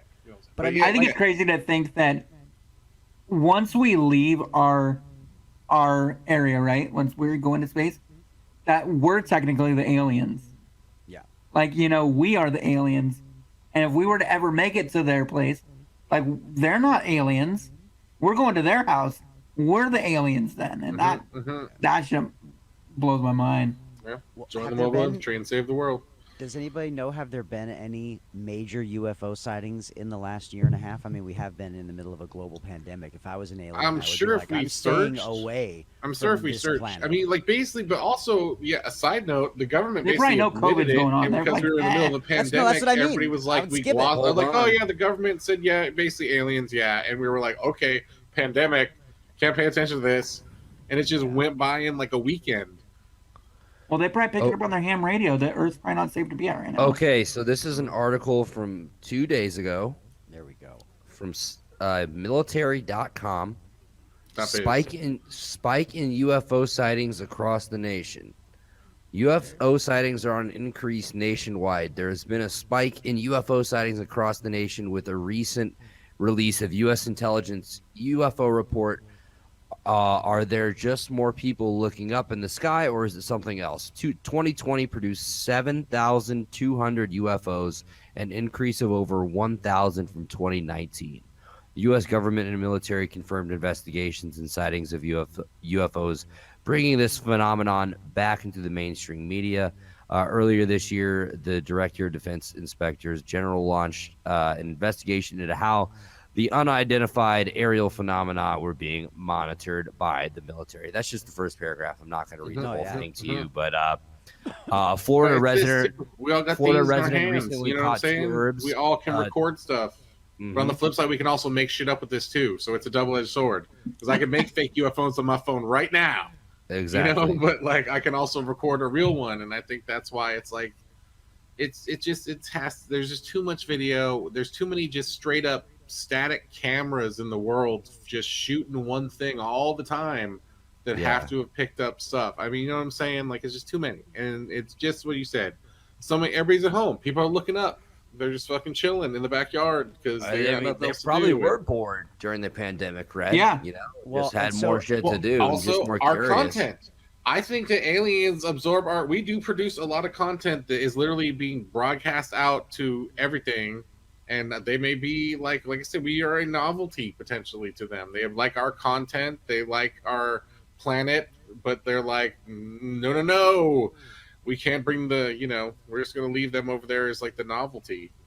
Well, and remember all the craziness like a year ago where it was like, oh, look at these rivers. They're full of fish than they haven't been for, 50 years. And, all these things in our natural habitat changed because the world was shut down for a year, To me, that maybe it gives it, look, if we're all inside, that gives them more places to go play, right?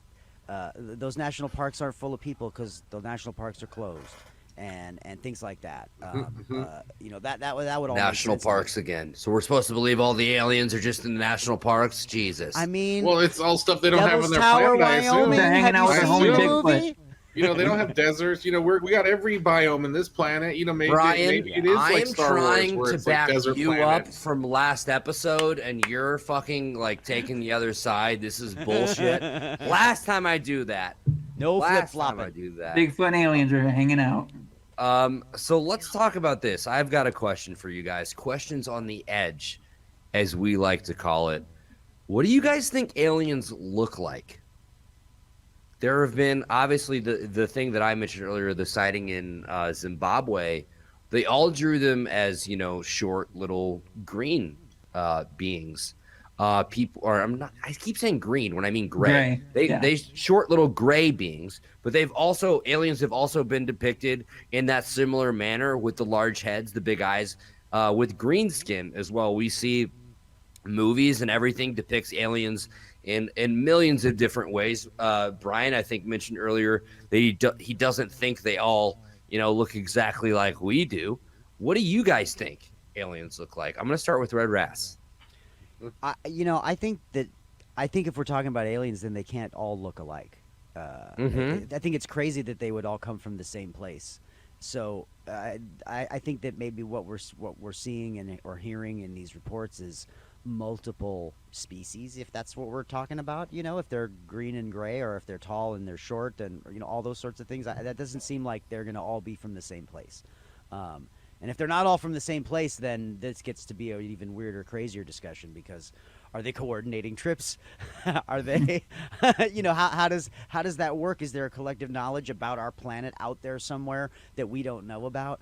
But I do think that almost all of my own personal imagery related to what aliens look like, it comes from those movies in the 70s and early 80s. It comes from Close Encounters, and it comes from Communion, and it comes from E.T., and it comes from, they're small, they're fragile, they're usually like weird kind of skin. They're, they probably have crazy eyes because they live in space, and so their eyes are different to the light. And, I think there's all kinds of explanations for that. But I know for me, I wouldn't be surprised if it came in and looked like a dog. I also wouldn't be surprised if it came in and looked just like me.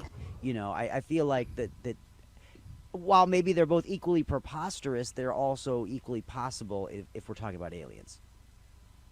Okay. Brian.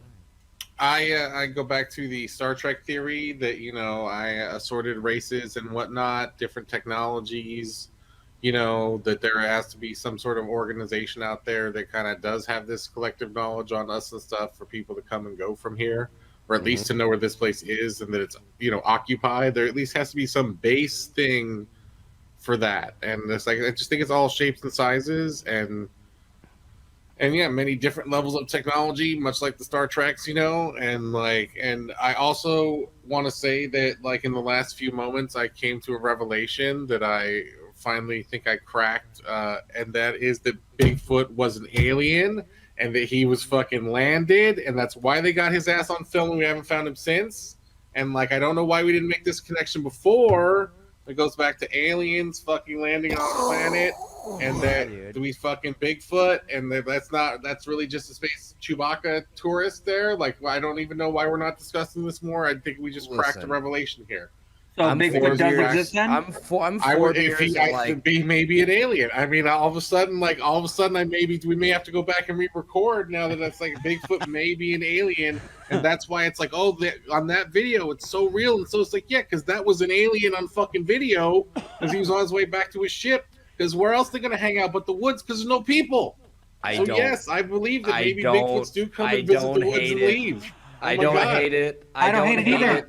I'm for beers and like 4 bombs deep, but like, do we need to post this somewhere? Do we need to get this news out Bigfoot there? exists, Do we put this baby. together by having a thought podcast of themes? But I'm telling you, it's if they're really all shapes and sizes, the Bigfoot, and it goes back through history because I think aliens been visiting forever.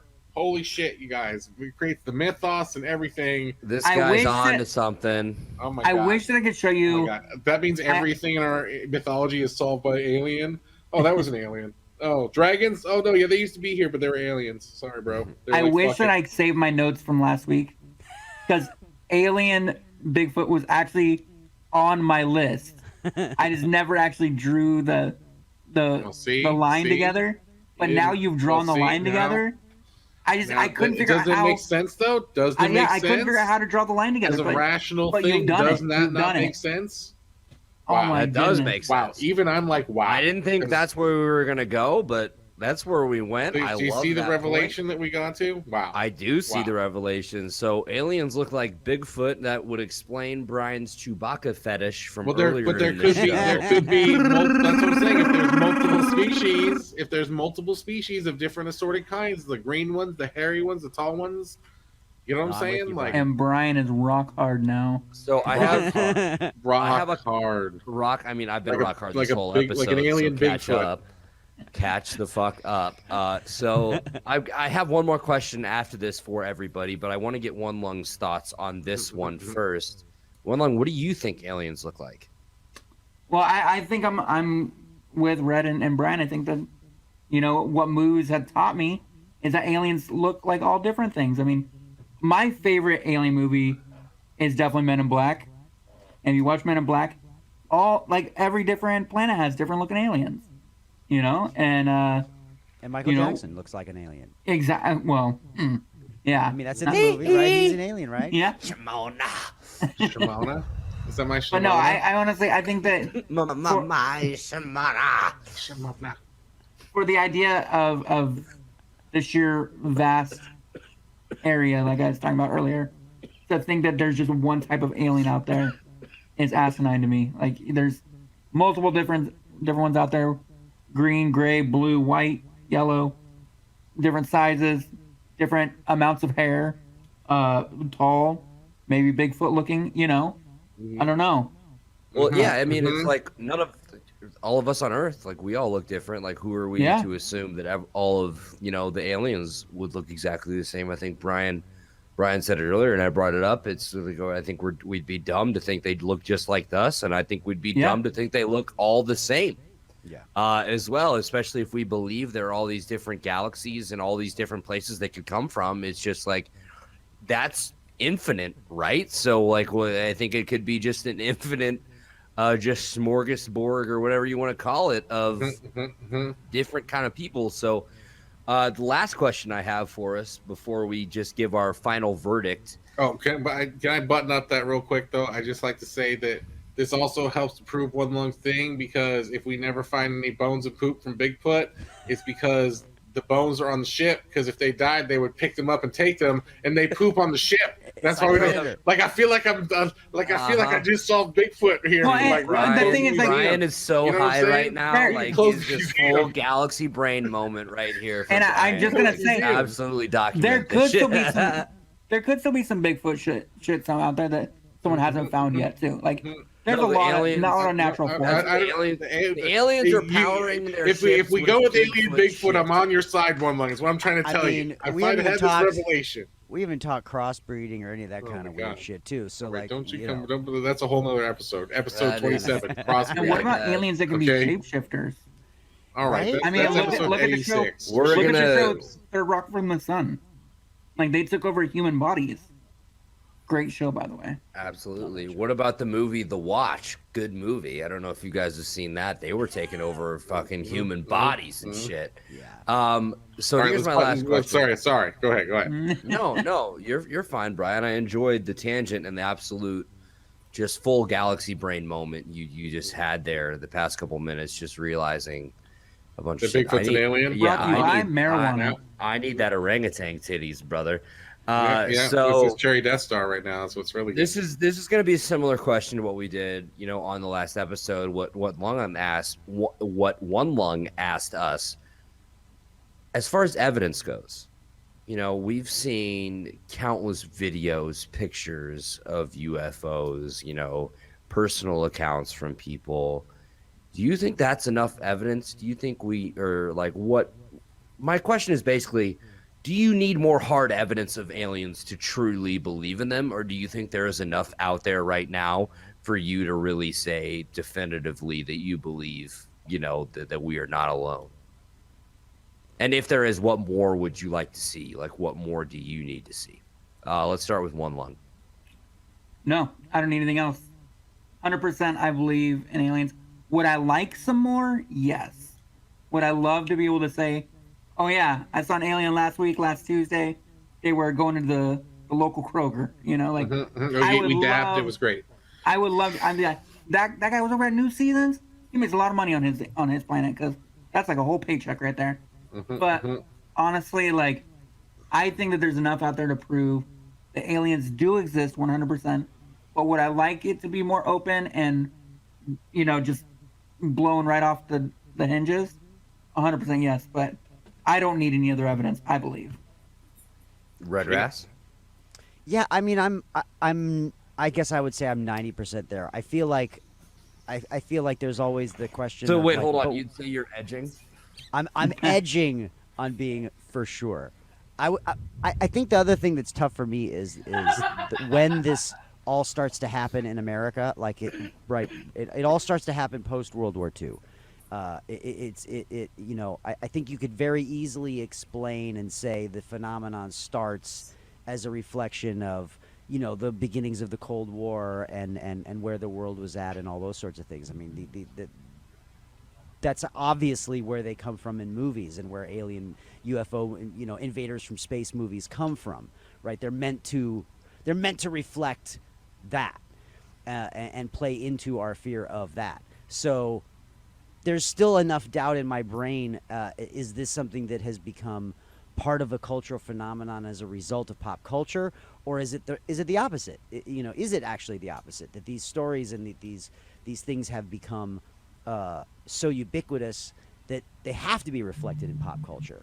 I'm not sure about either of those things. But I do feel like, for me, I have enough evidence to foster my belief, but that doesn't mean there's proof. I mean, we're back to the doubting Thomas thing. Like, I don't need to put my fingers in the wounds for me to believe. And in this case, I don't need to see an alien to believe in aliens. I would love to see an alien to believe in aliens. I think we all would, right? Mm-hmm. But I don't need anything more. And if something else happens in my lifetime where I'm able to have more definitive proof, it's not like I'm going to be like, yes, I was right, and all those idiots that said aliens were fake, they're wrong. No, I mean, it wouldn't surprise me either way. Absolutely. Great points there from Red Rass. Brian, we go to you, of course.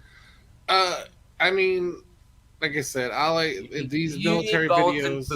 Do you need bones and poop? No, because like I said, I think like an alien AAA, you know what I'm saying, that picks up the crashes and stuff. Like, it's like, oh, my shit's broke down, get me the hell off of Earth. I feel like I said, I think that there's just too much evidence taken by military shit that they don't doctor, that the people who see that stuff, these airline pilots that see it all the time, if you ask people who they believe in aliens or not, if you just poll, I believe it's more skewing towards believe than not believe, and not just from pop culture. And I think all of that pop culture stuff going all the way back to fucking War of the Worlds still has kernels of truth and shit that people actually saw, that they were like, oh shit, or like a story that their granddad told that he saw, that all of a sudden, you know, comes up with a story and now that's a movie somebody made. You know, it's like all of these things had to come from somewhere, something, some reference, some whatever. We've had plenty of movies of little gray aliens. We've had the X-Files all up and down, left and right, for, you know, the realist alien we can get with the X-Files stuff, as we feel like this is the most accurate we feel the aliens are because we're the X-Files, you know. And it's like, but I mean, I think that it has to be, and I think that it's impossible for it not to be. With there's just too much. It's just, you can't fabricate this much evidence. I don't think, you know what I'm saying. You just can't have this many similar things from similar people where you talk to every. I've talked to every human alive. They have somebody in their family, I'm sure, that had some sort of alien thing or some encounter, or they were out somewhere some night and saw some crazy lights they couldn't explain. You know, plenty of people live nowhere near international airports. So, you know, we're spoiled in these big cities. We think, oh, yeah, it's just a plane. It's like, yeah, there's a lot of places in America where planes don't fly over, you know, because they're not on flight routes and shit like that. So there's plenty of places where if you see some shit in the sky, you know that's not a plane because planes don't fly here. You know what I'm saying? The planes that do fly there are crop dusters. You know, like it's like that's it's so it's like and they're loud. Too much shit. Yeah, people see too much shit. So it's, you know, and I just I don't need anything else. I you know, I believe it. I think I have seen that at the Comic-Con, and, you know, at least the people whoever was in those costumes smelled like an alien at the very least. the smells. I'll never forget the unique smells of Comic-Con. So some of those people may have been aliens, because it would make a lot more sense, because I don't think those were human smells. And he still banged them. Those costumes. He's still fucked. Yeah, that didn't I stop mean, him. you know, so you know, so I'd like to say that I haven't, but I have, and, you know, you haven't, you know, until you've had sex with a stormtrooper. I mean, I don't even know what your life is about. But a constant theme of this podcast is that Brian truly does fuck. Anyway. I guess, I mean, really, I don't really know what much more I could really add to this. You guys really have hit on it, and I agree with, you know, everything you have said. And if you are skeptical on this subject, I urge you to do more research. Look up some of the, you know, I want to say the more famous sightings, but look up any sighting, anything that really has to do with aliens. And I think, you know, read it and take away from it what you will, but I think you'll find some interesting stuff and some stuff that will make you think. I do, you know, that the Zimbabwe story I mentioned earlier. I believe they are making a Netflix documentary about it. They're either making or already have made. I need to do more research on that. I know that's not really helping anybody by telling you I don't know if it's out or not. If it's out, it's out. If not, it's coming. But that's something I definitely will be tuned into. Just that there has to be something out there. I think, you know, we like to do a final verdict on this show. I don't know if it's really necessary on this one. I think we all know what we think here is. I think we know where we stand on this one. We are not alone. Aliens are real. I think that's what we are saying.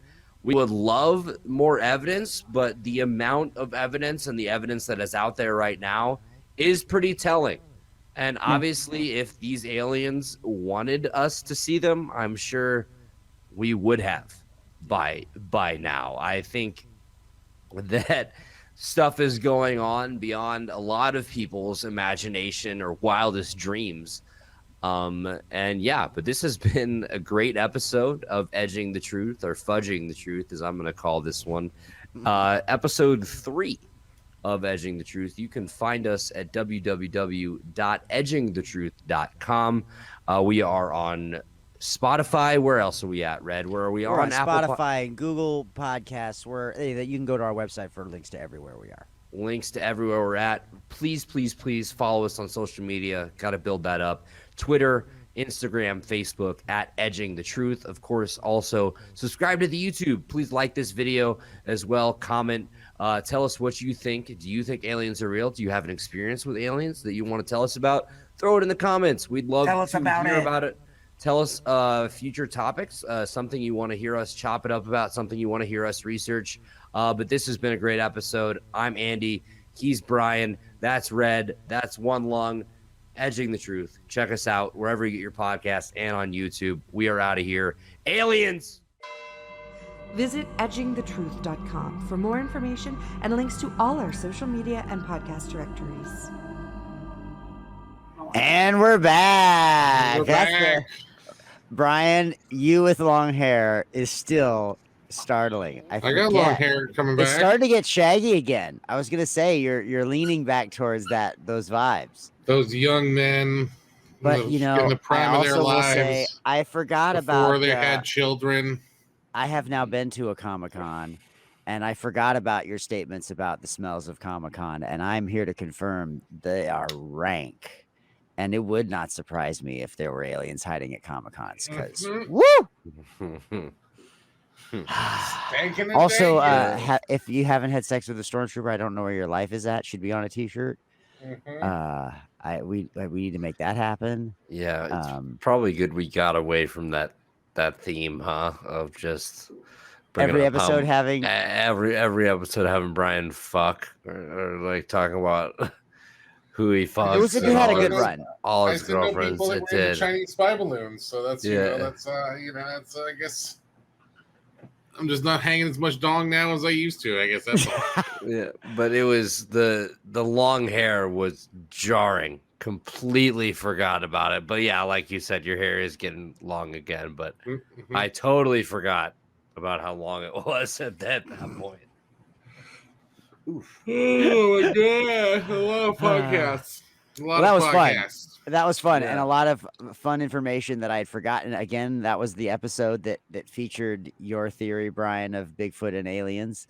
There was a lot of good talk in that episode, and I feel like we're not done talking about aliens and UFOs. I have no doubt. Nope. I think we're going to be seeing more and more of this in the news over the next couple of years, if nothing else. And at the very least, there was a live stream from NASA or somebody today about all this stuff for a couple of hours. So there's new information that's going to be on the news cycle tomorrow.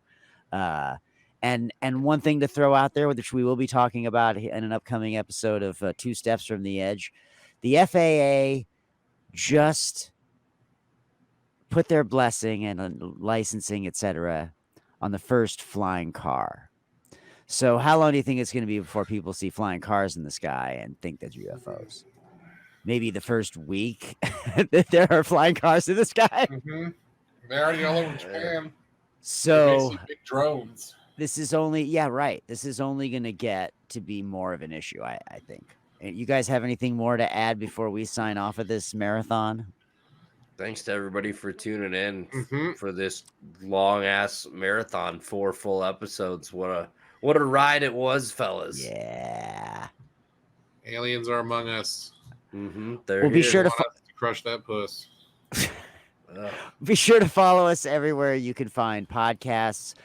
We have been available via Stitcher. Stitcher is now going away, apparently. So, stick to those mainstream ways. Google Podcasts, YouTube, Spotify, Apple Podcasts. You can find us in all of those places. You can find how to find us everywhere online at edgingthetruth.com. You can always call our voicemail, 917-979-6071. Even if it's just to say, hey, I just listened to your episode and really had a good time. We just love we would love to hear from you. If you got something to add to an episode, we would love to add you to an episode. And of course, if you'd like to support us in any way financially, of course, there is our shop, which has a bunch of different stuff, a lot more than what you can see here. But lots of varying things in varying price ranges. If you like what you see, throw some ducats our way. It helps pay for the hosting. That'd be very nice. Buckets and ducats. As this comes out, we hope you've had a wonderful World UFO Day, and we thank you for those of you that spent the live stream with us. And we'll see you the next time here on Edging the Truth. Bye. Visit edgingthetruth.com for more information and links to all our social media and podcast directories.